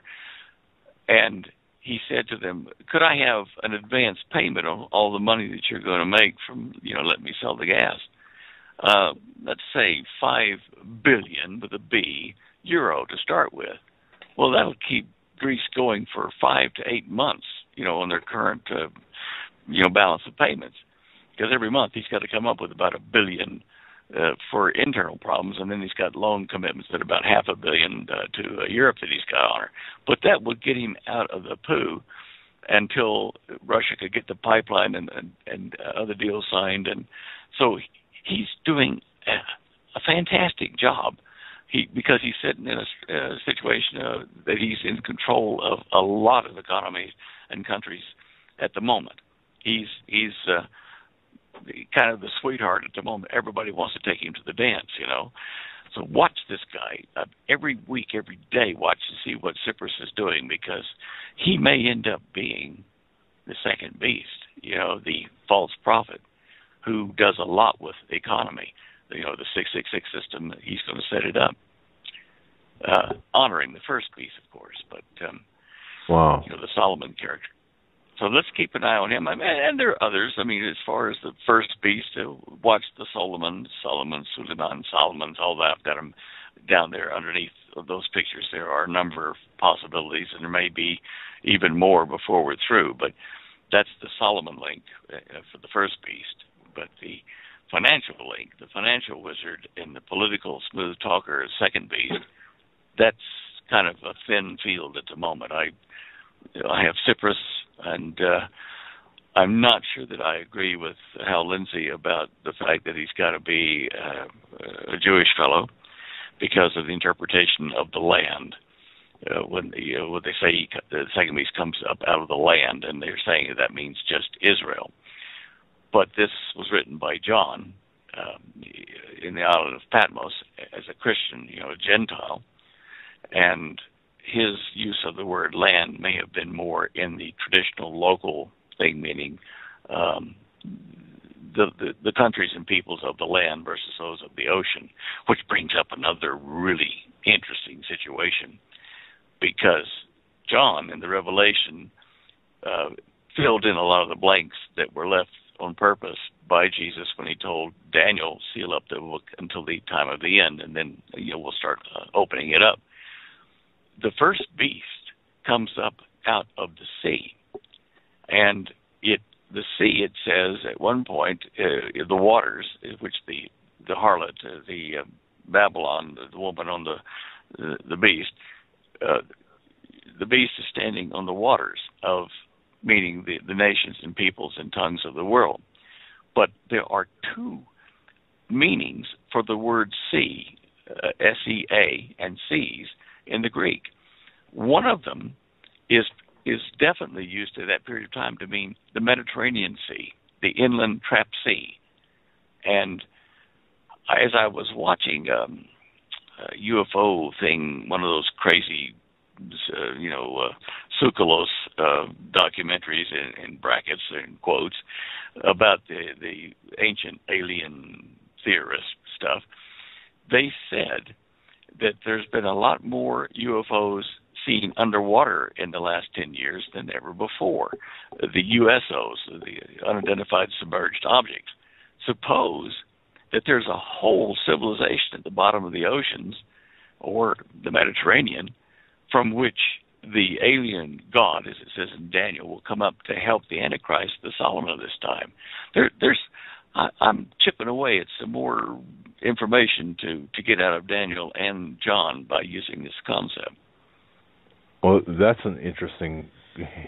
And, on the History Channel and other similar type channels, they have the ancient alien astronaut theorists. They have all these different shows on disclosure and alien life.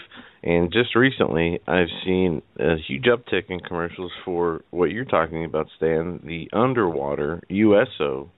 They're starting to make TV shows and create theories that, the aliens live under the ground. And there have been countless reports from pilots and, people who are on ships stating that they have seen, these objects, burst out of the water, shooting out into the sky, and vice versa, coming back down in from the sky to the water. Yeah. They are on the increase. There's no question about that. One of the reports on that documentary you're talking about had a naval guy on board the what's that big aircraft carrier, the Nimitz. He was on board that, and the gong sounded. Everybody get below decks. We're in a emergency situation, and get below decks and lock the doors. Get off the deck. He didn't quite make it to the door. They locked it, and he was locked out on the deck during this alert.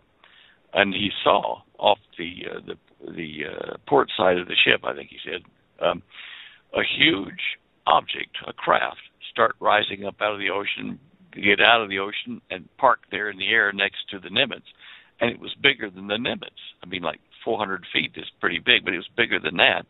And it sat there, and he kind of just sat there, stood on the deck thinking, am I dead or what, you know? And all of a sudden, this thing just went blink, straight up in the air. Before he could move his eyes up, it was gone into orbit, you know, and away. Now, that was really a huge object and an eyewitness account. And he's not alone in that. There have been others, naval personnel, who've seen things like that. I've talked to a couple of them, you know, or at least to one that I remember now. It's been many years, but I think two in the past. And I helped one guy with his book, The Pale Horse, you know, that Cooper wrote. Bill Cooper, and right. he was Navy, and he was on board on the starboard side of his ship, and he saw it tracking him underwater, a bright light, and then it came up and broke the surface and flew away, almost the same as what the Nimitz report was. Now, Bill, you know, he had a problem with alcohol later on. He had to keep in a lot of secrets, but you know, we did talk about things in his book, the Pale Horse, and I helped where I could for supplying information. But I am sure that he did see what he talked about. And he's not alone, as I say. There have been others. Now, on that History Channel. Go Sorry. ahead. I don't want to interrupt you. Go ahead. Okay, I want to correct one thing on that History Channel. They do bend information, or what they call facts. They bend it to the argument they've got, sometimes a little too far. And one of the things that Tsoukalos was talking about was that even Christopher Columbus saw a bright UFO underwater when he was just getting into the islands to discover, you know, Central America. And I went and got a hold of the log for Columbus's journey, and one of his crew saw the first thing. They were approaching the islands at night, didn't realize that there was land there, and they saw what they all described, you know, Columbus and his crew that saw it, like a candle moving up and down way off in the distance ahead of where they were traveling. It wasn't under the water, it was above the water, and eventually historians have looked at this and found that the natives of the islands would sometimes fish at night and have a torch on board their boat to attract the fish and see what they're doing at night. And that's probably what Columbus saw, but it wasn't under the water traveling alongside the ship as they show on the Ancient Aliens programs. They bend the facts to fit the UFO thing. So just be careful when you hear something that you can check on that show. Go check it, because a lot of the time you'll find it's been kind of exaggerated the way they want it to sound. Oh, absolutely. And I would say that goes for anything on TV and even radio you hear anymore. It's interesting to me, especially with the ancient astronaut theorists, that they try to take biblical stories and accounts and historical stories and accounts and try to fit an alien agenda in there, denying the existence of God as being, you know, some kind of silly, outlandish, old idea of man, yet at the same time proclaiming to believe there are artificial or other life forms, intelligent life forms that created us that we have no proof of, nor any information or you know what I mean, literature from them. Yet we have a Bible from the Lord who explained everything, you know, from the genealogies from the first man to Jesus to why things happened the way they did, the evidence of the flood even being supported by historians outside of the biblical context. Yet all that is denied and replaced with theories based on no evidence, information, and only wishful thinking. Yeah, I know. You know, look, nobody died and left me in charge of interpreting prophecy, you know, in these areas. But I am allowed to say that I think that I have an alternate viewpoint on a little part of what Hal Lindsey was talking about, as far as saying that the Antichrist, let's see, Antichrist or the Antichrist. I'm still trying to figure out which one it is in Daniel that we're speaking of, but either the first or second beast will rise to power with the help of an alien god, it says. And the alien god will give technology to the Antichrist, or the false prophet at that point. And when he does, he will extract from the Antichrist lands, plural, and people in exchange. Now, as I understand what Hal Lindsey was saying in Late Great Planet Earth and afterwards in lectures, he was saying the Antichrist has to be Jewish because he's going to divide the land, singular, meaning the land of Israel. But it is plural, lands and people. So when you look at lands and people, it means a much bigger scenario than just Israel. It's going to be the planet. And portions of the planet, of the nations, will be given over to Satan and his minions for their own purposes. And I wouldn't be surprised, quite honestly, if humans weren't consumed as food by some of this nonsense that they have. It says that Satan is going to and fro in that time on the earth like a hungry lion. And I often wonder if it's like the Series B that was on TV in the 70s, where, the aliens were really secretly consuming human flesh. So it's spooky, but definitely it looks like a number of lands and peoples, rather than just Israel, will be portioned off to the alien god. And it does say alien. There's no mistake about that. So, Stan, do you find it interesting? This kind of segues into my question now. More and more, you see the headlines of people, of these billionaires, wanting, of course, to extend their lives, ultimately to avoid, at least in my view, and it's consistent with others, to avoid judgment and, among other things. But they're in search of immortality. But I mean, are we not seeing this convergence of events right now that seems to be pretty harmonic? This harmonic convergence of events that certainly are setting up things for the Antichrist system in all areas. It's more than convenient. It seems contrived and planned, inconsistent with the Bible.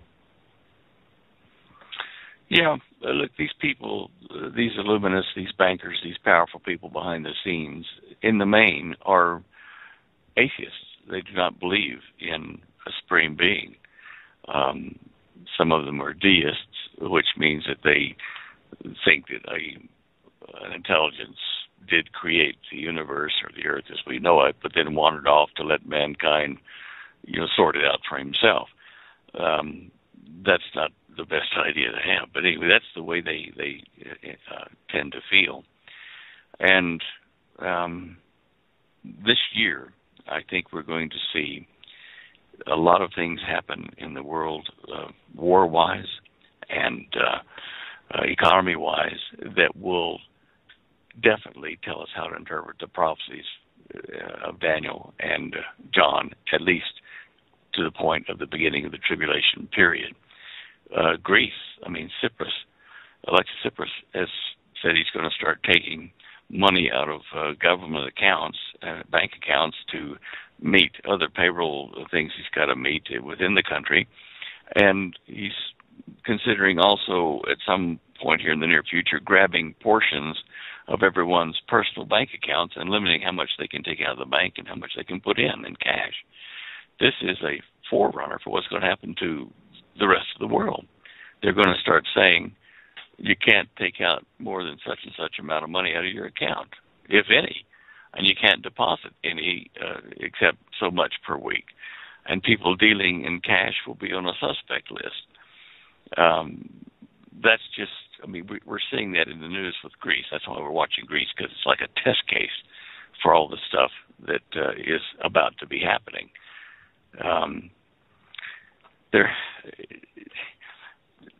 Daniel and the book of John, the Revelation of John, rather, have things in it that are cryptic, coded messages. For instance, about the Babylon, the great city that is destroyed in 1 hour and burned to the ground, that the city that sits on 7 hills. And then the merchants of the world pour ash on their heads and wail and moan that no one's there to buy their precious goods. So you'd think, well, okay, that's starting to sound like the city of Rome and perhaps the Vatican. But if you start checking on the internet and find out who the biggest importers are, you say the top 10 importers of goods, in the world, you'll find, of course, the United States is number 1, and then let's say U.S. is number 1, China is number 2, and we're talking trillions of dollars, and then Germany and Japan, and then France next, and you get down to United Kingdom, number 6. So the 7th, not the top, but the 7th highest importer of goods is Italy at $541 billion a year. So is the world going to get upset if Italy, or if the Vatican or if Rome is destroyed? Okay, they will get upset, but it's not going to end trading because, the majority of the trading is going to China and the United States at the moment anyway. So why do we say, interpreting, the Revelation of John, that the city Babylon is the Vatican or is Rome, when it's not the biggest one, by a long shot? So these are things that I'm trying to, put into perspective so that we can understand accurately what the scriptures are saying, the prophecies, and we'll know about that as we get into the moment here in this year, and it'll clarify. Can you hear those dogs in the background? I'm going to shoot Holly. She's up there stirring them up. We'll put them on the air. We love dogs. Yeah. Well, at the moment, it'd just be a lot of barking. Now, there is a Hebrew commentary on the Tanakh, the Hebrew Old Testament or Bible. It's called the Yalkut Shimoni, and basically, it's an expanded version with commentaries by various rabbis who try to analyze the scriptures and in the prophetic writings as well as just the scripture being the writings of the Old Testament for the edification of people who haven't studied it all their lives or don't have the time to do it at all. And one of the things that they're saying in there, there's a prophetic one in this collection of commentaries. It says that the president of Iran weakens and threatens the king of Saudi Arabia in the end days here. And the king of Saudi Arabia will turn to the West, in this case the United States, for support, counsel, and assurance. That's like he's doing at the moment in the United States against Iran. Then Iran starts World War III by blowing the heck out of stuff. Now these are stage 1, 2, and 3 of prophetic things that we find in the Yalkut Shimoni. So, do we believe it? They've interpreted the prophecies correctly. These guys are very learned, and they debate things between themselves for generations, trying to figure out about the prophetic things that affect their particular generation, in this case, our generation. Anyway, there's just a lot of little things like that I'm trying to put together, and I hope other people are too, to better, more accurately understand prophecy. And as I said, no one died and left me in charge. I'm just asking a lot of questions, trying to find, a pathway through these things, through the coded messages and stuff that are sometimes rather confusing. In fact, a lot of times. Well, you know what, and that's what we're doing. I mean, we've got to ask the questions, but it certainly seems to me, Stan, that all of this is playing out very rapidly. I mean, think 5 years ago, or even at the cusp of the Arab Spring, which we know is planned, but even before that, right before that, I mean, can you? I just couldn't. I mean, could you fathom what's taking place today? A half a decade ago? I certainly no. Yeah. Okay. I'm glad it's just not. Yeah, Holly and we shouldn't do this at night, but sometimes, I'll bring up a thought, or Holly will, just before we're going to sleep, and we'll start a discussion about it. And you're laying there thinking, this is probably not clever because this is so intriguing we won't go to sleep. Sure enough, last night we didn't get to sleep till 3:30 or 4 in the morning, so it happens when you dive into this kind of stuff. Yeah. No, and that's one of my favorite things to do. Although I find, Stan, that when I talk, I usually it's usually awful silent on the other side, and of course, my wife would be asleep for the last 2-3 hours I was talking. But anyway, it's just no. I mean, really, but everything that we're seeing right now, it's an exciting time. It definitely is exciting, but it's also fraught with a lot of, angst. I mean, my goodness. Well, we got to remember that we're all students. None of us are, masters or teachers of the scriptures. We didn't write them, so we have to work together and be patient with each other as we try to get to a better understanding of the prophecies as they relate to our current events. As long as we remember that, then your listeners and our friends and family, we can discuss these things and learn the scripture enough that we can relate to current events and share with each other. And that's all this is about, is trying to stir the people in the church, the believers, to action, to study, and to share.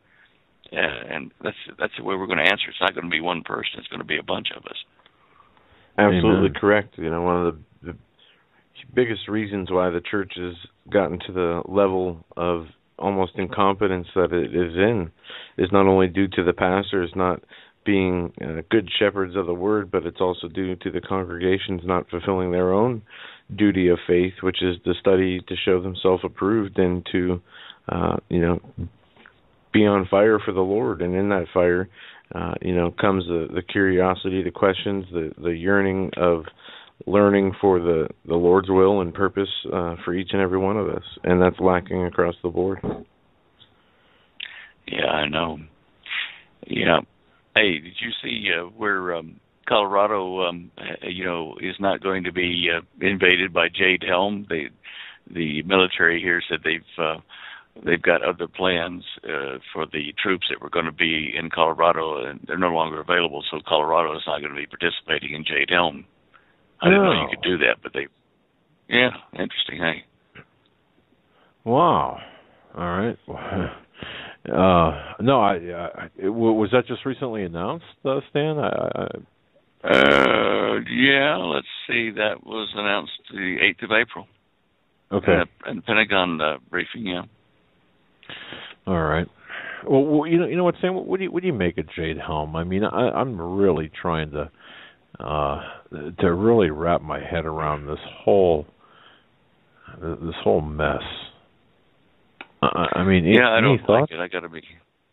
Well, I don't see any real logical reason for them to be doing this big of an operation here in the United States with Americans training for some overseas operation, because training here is training with people that are wealthier than the rest of the world on the average, eat regularly, have plenty of water, well, except for California, of course. But people here are not a good test, a good training ground for, the hills of Afghanistan or the deserts of Saudi Arabia, especially if you're going into the city. So it doesn't make sense. They are training these troops for dealing with people in America, in homes and businesses that are in America. There's just no question about it.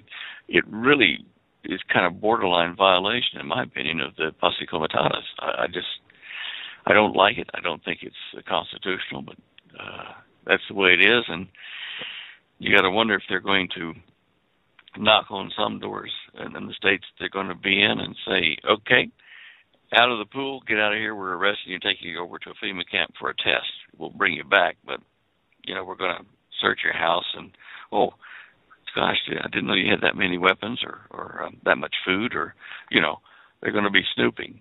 Whether they arrest people or not, there will be a lot of information, intelligence gained from this. And I don't think that's fair or constitutional either. Well, certainly I do believe that what we've been seeing, at least in the run-up to this, is the insertion of for lack of a better term, spies into the, I'll say, patriot organizations, or the organizations where they feel that they need the physical intel or the human intel. And I think that that's been happening with frequency, and I think that Jade Helm figures into this and factors into this. I just don't know exactly how. I wrote an article asking whether, could thinking out loud, so to speak, could Jade Helm be America's Operation Valkyrie, and not the movie, not the second part, not the tweaking of Valkyrie, but Valkyrie as a continuity of government exercise, preparation for the continuity of government, which I suspect at face it would be, but for a more specific purpose. Just thinking out loud. It's definitely leaning toward martial law and training our troops for that.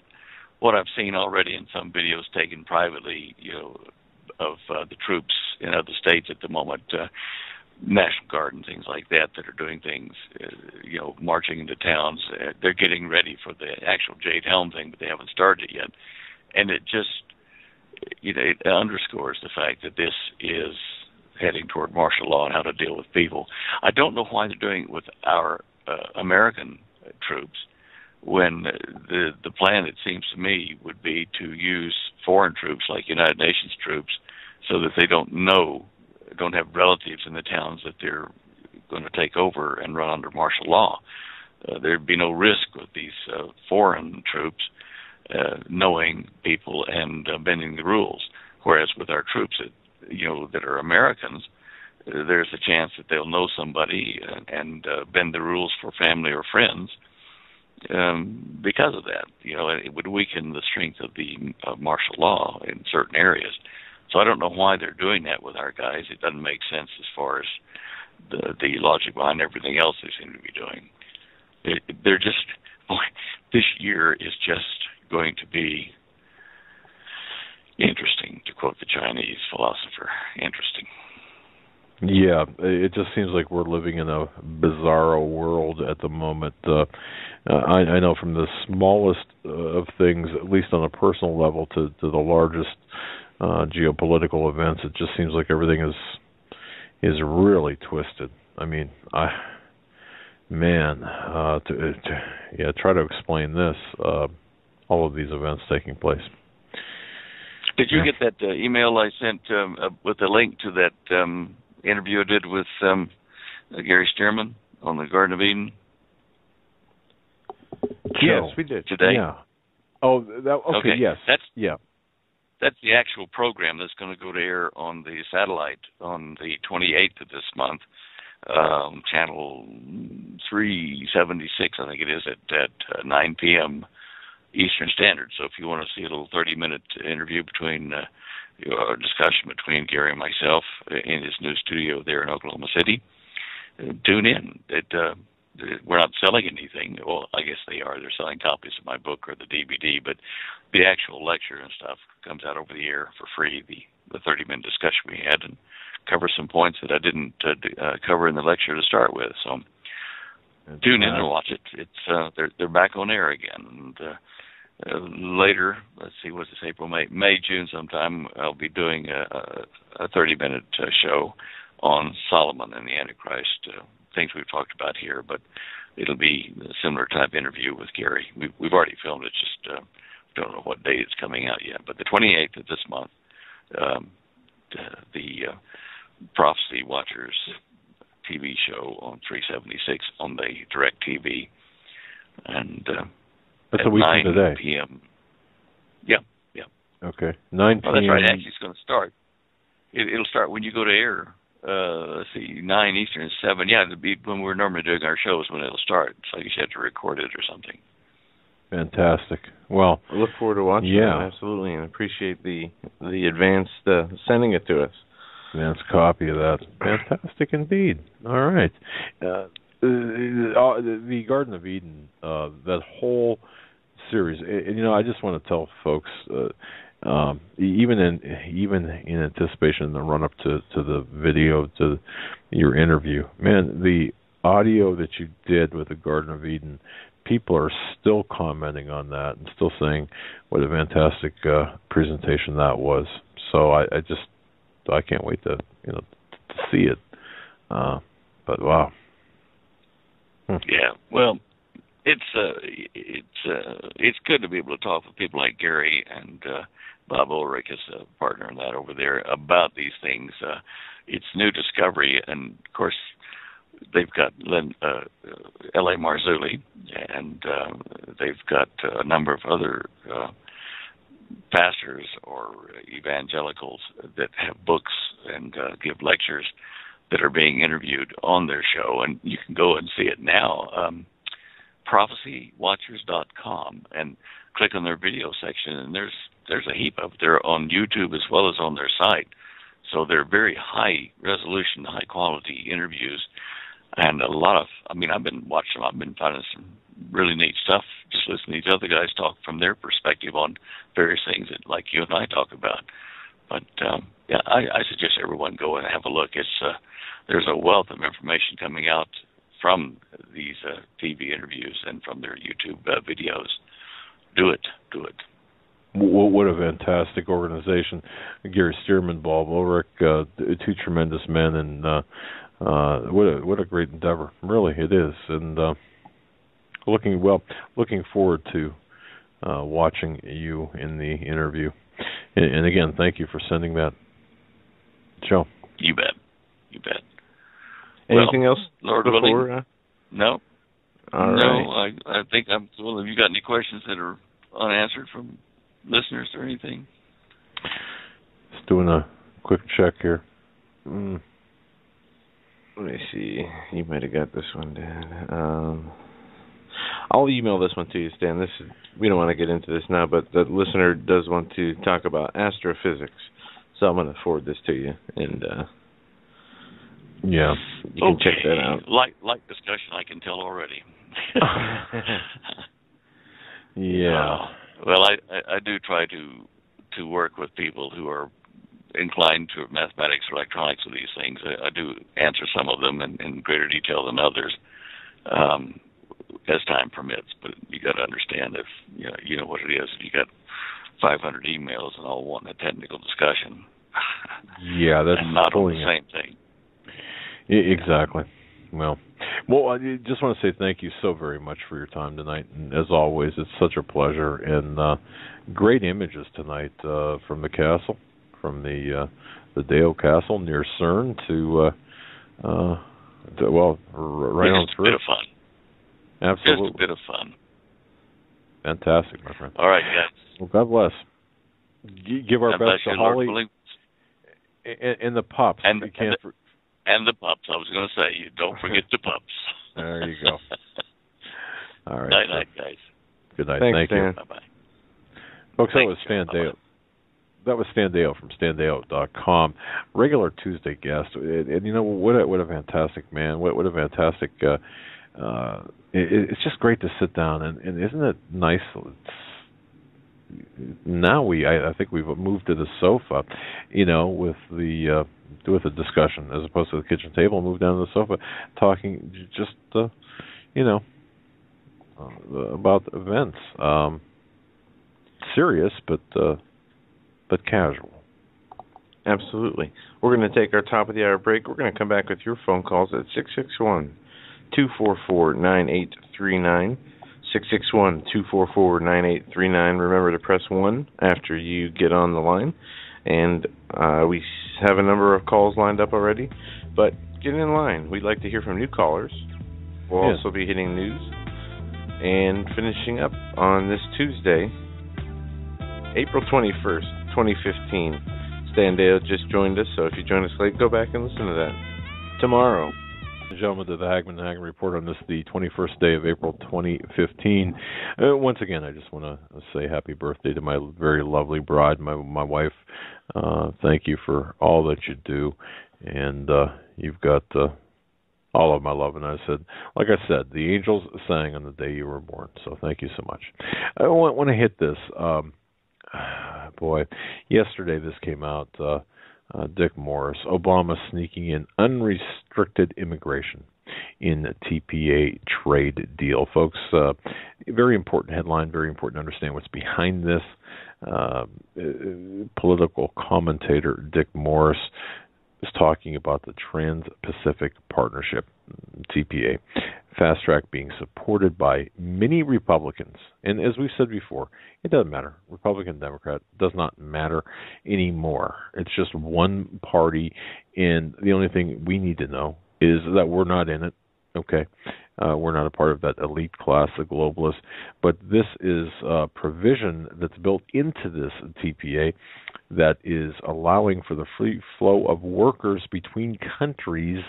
And this is really what this is a backdoor immigration or unrestricted. It's a backdoor to unrestricted immigration, to be precise. And look, we need to take some action. And, and I know, folks, I know people say it's too late, it's over, it's done with. But you know what?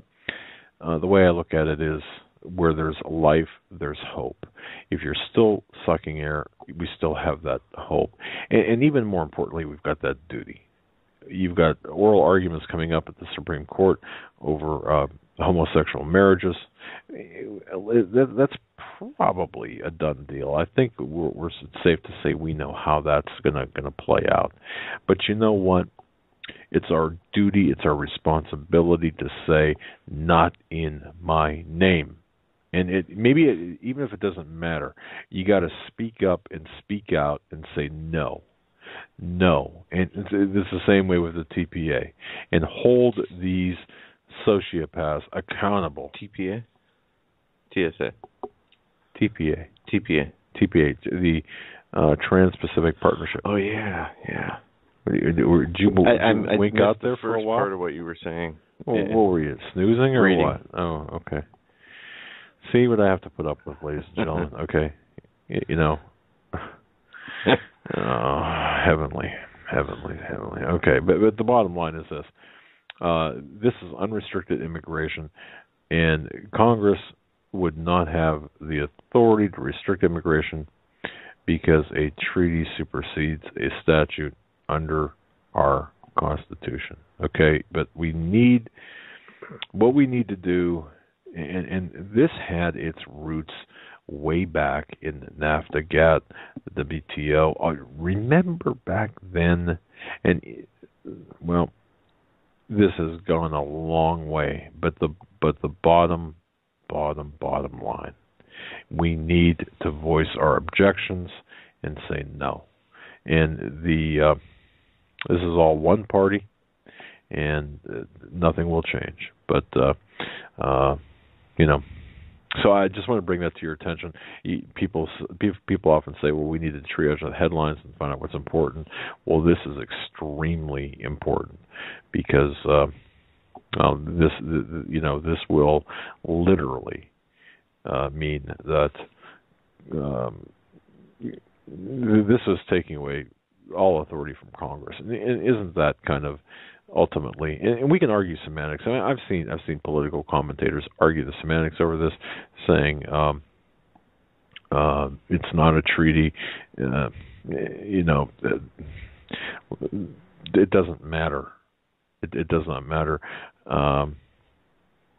It's an oligarchy that's in control right now, and we have to put our foot down. So, 661-244-9839 if you'd like to weigh in. Certainly we'll take your calls. If you haven't called before, I'd love to hear from you. As of this, the United States of America is being turned into, but a third world nation without identity as our language or cultures, or language and culture. And even all of this is being is being assimilated or is being sent to the wind, spread to the wind, smashed to the wind. Let's go to the telephones. We're going to go to area code. One ringy dingy. Let's call you. We're going to call you. Okay. 310 first. 310. We're coming to you now. You're live on the Hagmann Hagmann report. Hey, Doug and Joe. How you doing? This is Steve. Hi, Steve. Hey, Steve. Hey. First West time Coast, right? call along. What's that again, please? West Coast, right? Los Angeles area? West Coast. Yeah, Los Angeles area is correct. Right. First time caller, long time listener. You guys are absolutely awesome. Thank you for everything you do. Your rewards and having a huge. I've been wanting to bring up these points for a long time now. Hey, regarding raising a family, rather starting a family, is that a wise thing to do, or are we playing into the depopulation by not wanting to start a family? Because I just see it as they're going to take our kids anyway, so why start a family? And another thing, to answer two questions at once, is when teens say that they're going into the military, I was in the Marines, 30-some-odd years ago, 25 years ago, and I thought I was defending my country, but now I'm wise because of you guys. And it's like we're not defending our country, we're defending global interests and like oil money and stuff like that. And we're just pawns that can be killed for no reason as long as they don't get our king or our queen. You know what I'm asking? Yeah, I do. We do. Yes. And let me address the first part first because very interesting. You bring that question up. I was talking with Pastor Langford today about a number of issues, and somebody had asked the very same question you're asking about: should we bring children into the world? Is it a responsible thing to do? And the short answer to that, based on information from Pastor Langford and my consultation with him and his advice to us and to me, yes, of course. It has very little. I mean, you've got to procreate. It is our job to shall I say, create Christians, create believers. I'm not sure if I'm getting that right, and I'm certainly not as eloquent as Pastor Langford is, but we don't stop living in the face of potential danger. We don't stop what we're doing. We were tasked with creating a family, going out and multiplying, and that's what we're supposed to do, regardless of the outlook, because God is more powerful than anything, any situation. So that's kind of what I got from Pastor Langford. Plus, on the practical side, if you look at the demographics that we're facing right now, Christians are not in the winning the demographics. So practically, it's a good thing to do, and spiritually, it is a task that we are appointed to do. At least that's what I got out from the conversation with Pastor Langford. Now, about your other question, haven't we all been there? Yeah. You look back and you think, well, what in the world was I doing? I was helping the globalists basically by putting my life on the line and doing what I was doing. But did you know it back then? I mean, not at all. There you go. But were you acting? Was your heart right? Were you acting in good faith? Of course you were. But now you know. Yeah. But are you any less of a man or a hero? Absolutely not. I don't believe that. I mean, I think anyone who has served their country valiantly under the charge of protecting this country or stopping, regardless of how it sounds, stopping the spread of communism and acting with a good heart, with a pure heart in that, yeah, I believe you're doing the right thing. And you're a hero and you should be treated as one. It's my view. Oh, yeah, my question was, when teens say they want to join the military, now that I'm wise, I may say, your heart is in the right place, but here's what you're going to be doing in the military. You're not really going to be defending mom and dad back here in the States. You're going to be doing this for the Bushes and the Clintons and the globalists. You know what? I'm trying to wake up the teens. Yeah, it's a different question. I'm going to kick it over to Joe because he's closer in age. But the different question only because of your knowledge, but also it's a pretty hostile environment for Christians in the military. Absolutely. Yep. Bibles have been removed, from many branches in the military. Even the biblical inscriptions on certain sniper rifles have been ordered to be taken off. It is an anti-Christian, hostile environment for military personnel who are of the Christian faith. Agree. Hey, two more quick points. I appreciate and I like it when you guys have quick calls to get more people on. But Jim Garrow, I always used to like listening to that guy. Is he still within reach of giving us some good information? As well as, listen to this question. You guys always say, boy, time flies. I feel that time flies. Ted Bro always says about other dimensions. Are there things out there that can speed up time, like out of our realm, but it's a kind of difficult question to ask. We feel it, but we don't see it. Time is flying by. Is that another dimension that the bad guys can speed up? If I can take a moment to answer this question, I had a conversation with a gentleman who is pretty high up in the intelligence venue, okay? And he said, we were just talking one day, and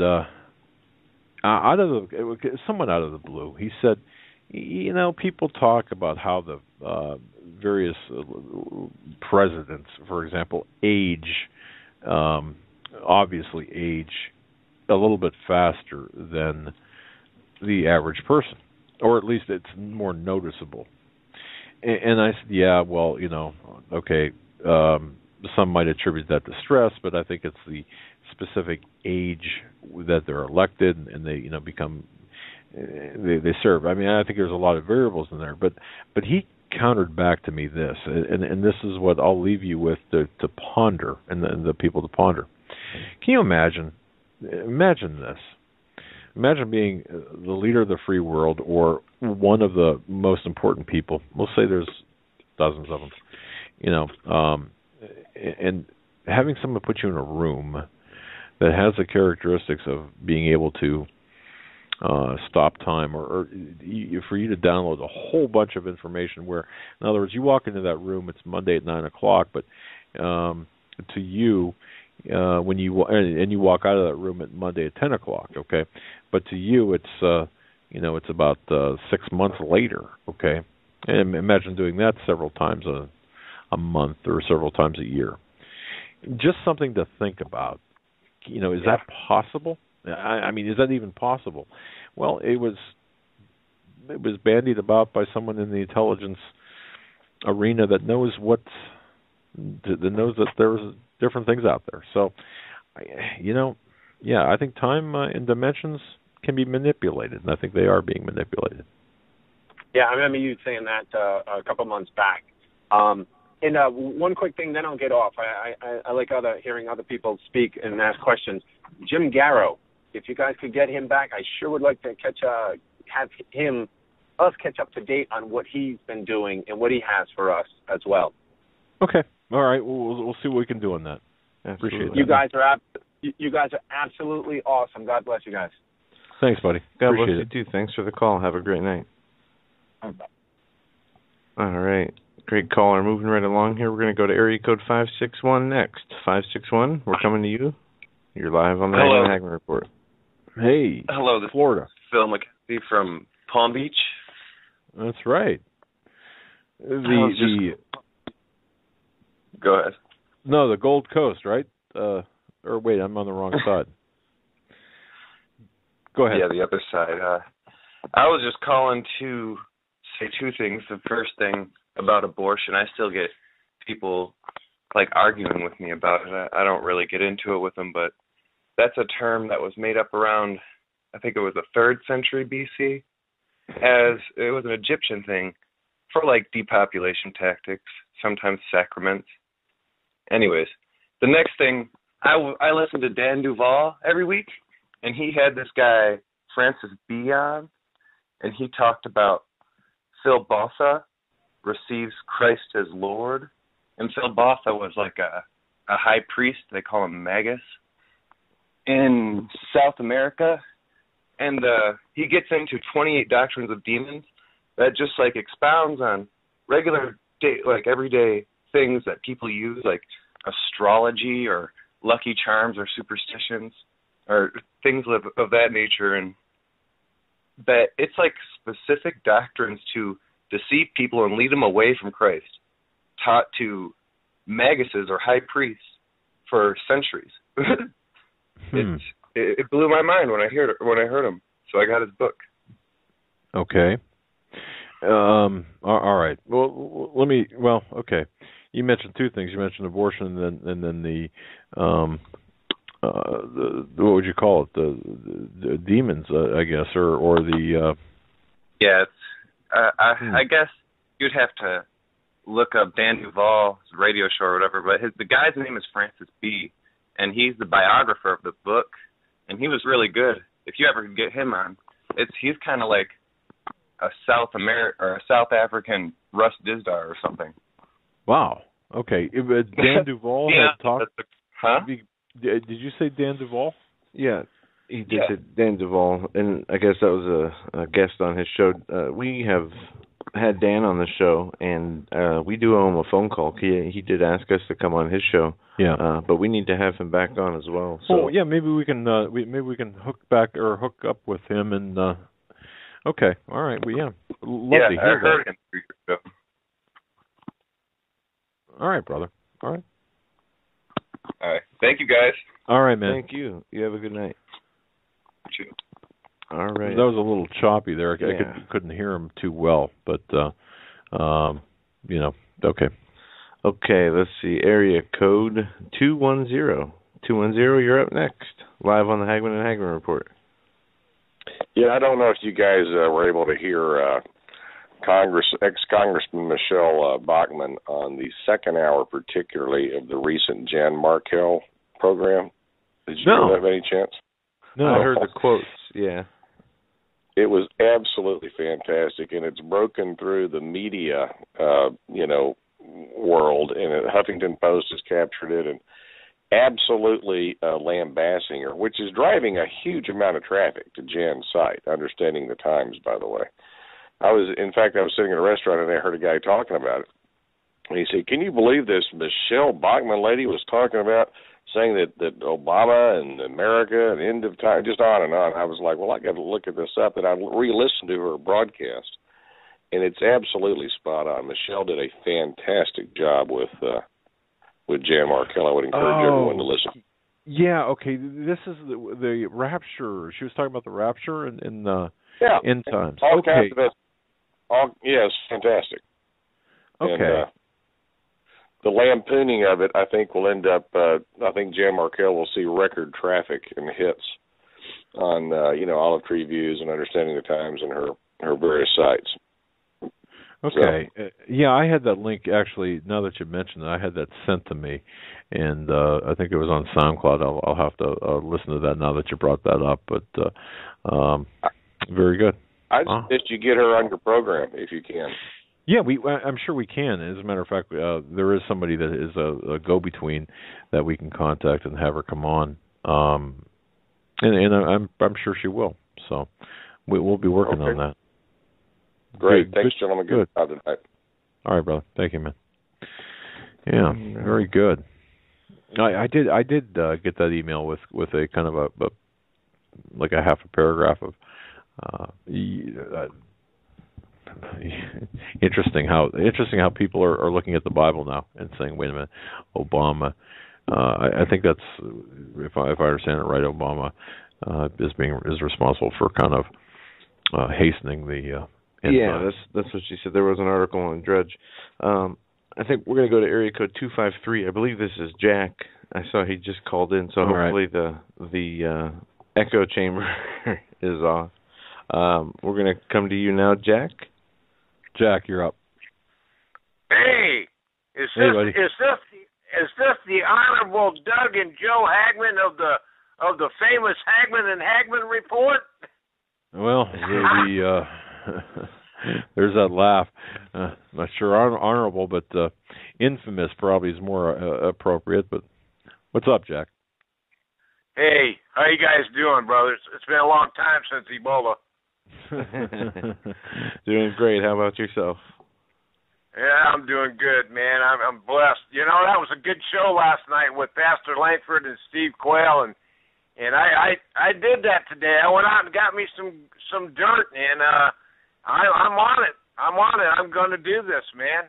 I'm hoping everybody on the Hagmann family is got their dirt, and they're doing this, man. It's just it's going to be a blessing. It's going to, you know, I'm praying for America. I'm praying for Israel. I'm praying for everybody, brother. Yeah, we have to really turn on the prayers. We do. Yeah, I mean, wow, what a good show last night. Yeah. Anyway, that was, and we're already seeing absolutely record numbers that has just taken off that show last night. It's just incredible. So. Yeah, it's good. But I've been doing. Let me get you off speaker real quick. Hang on. There, am I off speaker? Yeah, that's better. Wow. Yeah, that's much better. It doesn't reverb in my head there. So. Yeah, it wasn't mine too. Okay. Wow. I don't know what to say. I've been all over the scope here. You know, that's all I do is search for truth and knowledge, and it's just an everyday thing. And I always end my day with the Hagmann Hagmann report. So, well, you know, God bless you guys. Well, you know what, Jack? It's a big and you know what? If for no other reason for your call, it's first of all it's great to hear from you, but if for no other reason, it lets, and I hope this lets people know that really I really believe that we, and this is not to elevate us at all, but I believe that we're part of a growing movement of family. You know, a bigger family. Our family's getting bigger, and you know what? We can make a difference. We really can. Yeah, you know, because most of us, you know, we don't attend a church. You know, we don't go to a church building. You know, and we get fed from you guys. You know, you guys bring a lot of good guests, and it's just an important outlet, and I really appreciate it a lot. Well, brother, we appreciate you. We appreciate you and everyone that listens to this program, and you know, you can be, hey, you're part of the family, and that's just the way it is, you know, and we really respect that, and we thank you for listening, and we thank you for being part of our family. And yeah, I appreciate it. Thank you so much. Well, God bless you, Jack. You hang in there. I'm hanging, brother. I'm hanging. Thanks for taking my call. No problem, brother. It was good talking to you. Keep that dirt. All right. God bless you. I got Jack. it. All right, brother. You too, Joe. Okay. Have Bye-bye. a great night. You too. What a great guy. You know what? Jack's a great guy. Yeah, I talk to Jack off air occasionally, and you know, anytime you need a smile, you just hear one of his laughs, and that'll get you going. I promise you that. Yeah. We'll go to area code 804 next. 804. Welcome to the Hagmann and Hagmann report. Hi. Is this? That's am you. I on? Yep. Yep. How can Hi, I take your order? Doug and Joe. This is Catherine Crable. How are you? Well, first I want to apologize because so many times I've tried to call and I've fallen asleep, and then the next day I'll hear you say 804, coming to 804, and there's nothing but crickets. I'm just so glad I wasn't snoring. But tonight I'm picking up my sister at the airport, so I'm forced to stay wide awake. Well, that's good, and for anyone listening who doesn't know, Catherine Crable is a contributor to our website in articles, fantastic articles. Catherine, thank you so much for your thoughts, which are so articulate and so right on. Well, I just, it's late. I know you're wrapping up the program, but I just had an opportunity to call while I was waiting to pick up my sister, and I'm honored that you took my call. I just love you. I love your ministry. Doug and Joe, I just thank you for being that clarion call and keeping us up to speed with what's going on. And it's a very dangerous time, and it's in our history, and it's just really comforting to know that there's so many standing together and trusting the Lord in these. Well, you know, we're in this together, and there's really no. I mean, where are you going to run? Where are you going to go? And the answer is nowhere, except we have to seek out God and trust in the Lord, and also rely on one another, you know, and get comfort and strength from each other through the Word. That's what I believe anyway, and I think that hopefully that's what we're doing. Well, I'll let you take other callers. I was just tickled to finally get to say hello to you and to thank you for honoring me with the opportunity and to publish some of the things I've written, and it just meant a lot to me, and I appreciate it very much. Well, you're a fantastic, and I mean a fantastic writer, 100% right on the money and anytime. And thank you for your contributions. All right. Well, you guys be blessed. We'll talk to you any other night that I could possibly stay up this long. All right. Have a good night. Thank Thanks you so for the much. call. God bless you. And careful. Watch for low-flying aircraft. Will do. All right. Bye. Have a good night. All right. Excellent call. Yeah, she's a great lady, really. And we've got so many people that are so. I don't know. Just so happy to have the members of our audience that we do. About 5 minutes left. One more call. 315. 315. 315. You're our last caller for the evening. Let's close this out. Finger Lake. Hey, Doug. Can you hear me okay? Yes, we can. Okay. I got something very interesting about this Planet X. This information didn't come from the Internet, from a private source that works in the government. And he's been to, by orders of the government, went to Mount Graham Lucifer Telescope. He's been there a number of times. And just recently he spent 3 days down there, and he's got 3 pictures. I haven't seen him. My friend hasn't seen him either. It's his contact, and my friend is not interested in the things that we're interested in. And these 3 photos of this thing is coming at tremendous speed. 3 different angles. They photographed it from 3 different angles, and my friend said to him, how do they photograph from 3 different angles? He said, we got technology that you won't know about in 20 years. Anyways, he said the thing looks demonic, like a demon spirit, but it's beautiful looking. My friend didn't know some of the different questions to ask, but he said it looked devilish, but it was beautiful from what he's seen.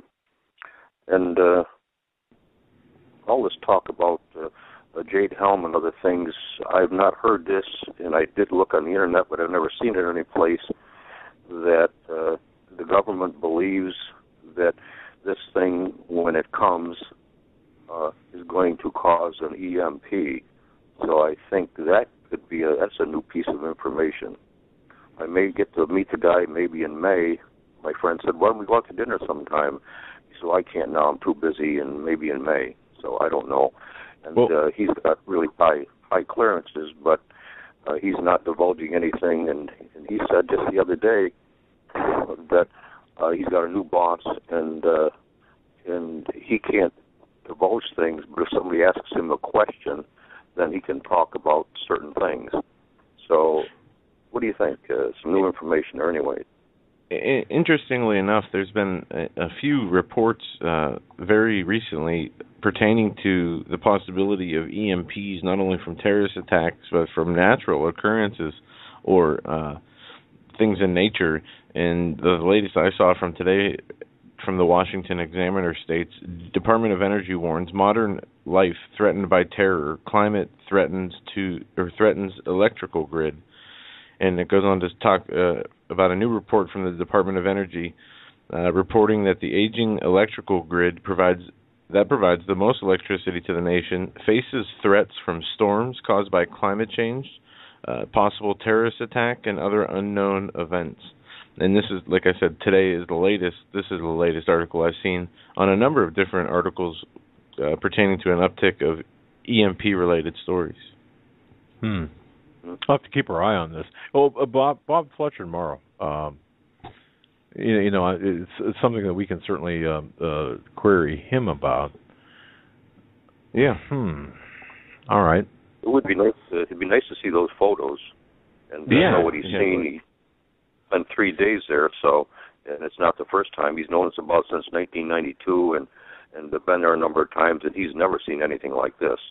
So it'll be nice to meet the fella, but I'm sure he's not going to spill his guts to me or anybody because he knows better. But the thing that might cause an EMP was quite interesting, I thought. That would be, in my view, the worst of all case scenarios would be a massive EMP or an EMP. 1 year after an EMP, where they say 90% of all life would be dead, or humans would be dead. Yeah, I mean that would, to me, would just be. Well, I wonder if this thing causes an EMP, would it be worldwide? I don't think so. It might depends on what side is exposed when it does. Maybe cause that electrical impulse and problems. Thank you very much. Yeah. Well, God bless you, my friend. Thank you very much for the call. We're up against the close of the program. Appreciate that, and we'll talk to Mr. Fletcher about that tomorrow as well, because he's got some information about that. But we're going to follow through with that, indeed. And appreciate that bit of information. Thank you. All right. Bye-bye. Have a great night. All right. Well, ladies and gentlemen, you've done it. You've invested 3 hours. We hope that the 3 hours that you did spend this evening with us, we hope that you've gotten a lot out of it. We get a full boat this week, a full house. Bob Fletcher tomorrow. Ted Breuer on Thursday. Oh, and be prepared for that. That's a lot of good information there. And then Friday is Nathan Leal. Nathan Leal Friday to conclude his series on Jade Helm, which, I have not heard the information except from what he's told me, that his information is going to. He thinks he's found the whole purpose, reason, and what Jade Helm is for and what will happen. So looking forward to that very much so. Absolutely. As he's done a few previous shows on Jade Helm, this will be the third and final one. Yeah, and his website is linked off of our website as well, as is Ted Breuer's. Folks. Yeah, TedHealthMasters.com. Yeah. Nathan Watchman's Cry. That's right. And I just want a heartfelt thank you to everyone who has stayed with us and been with us, and I don't know, just a heartfelt thank you to everybody. Well, until tomorrow, stay safe. God bless. Have a great night. We'll be back with Bob Fletcher.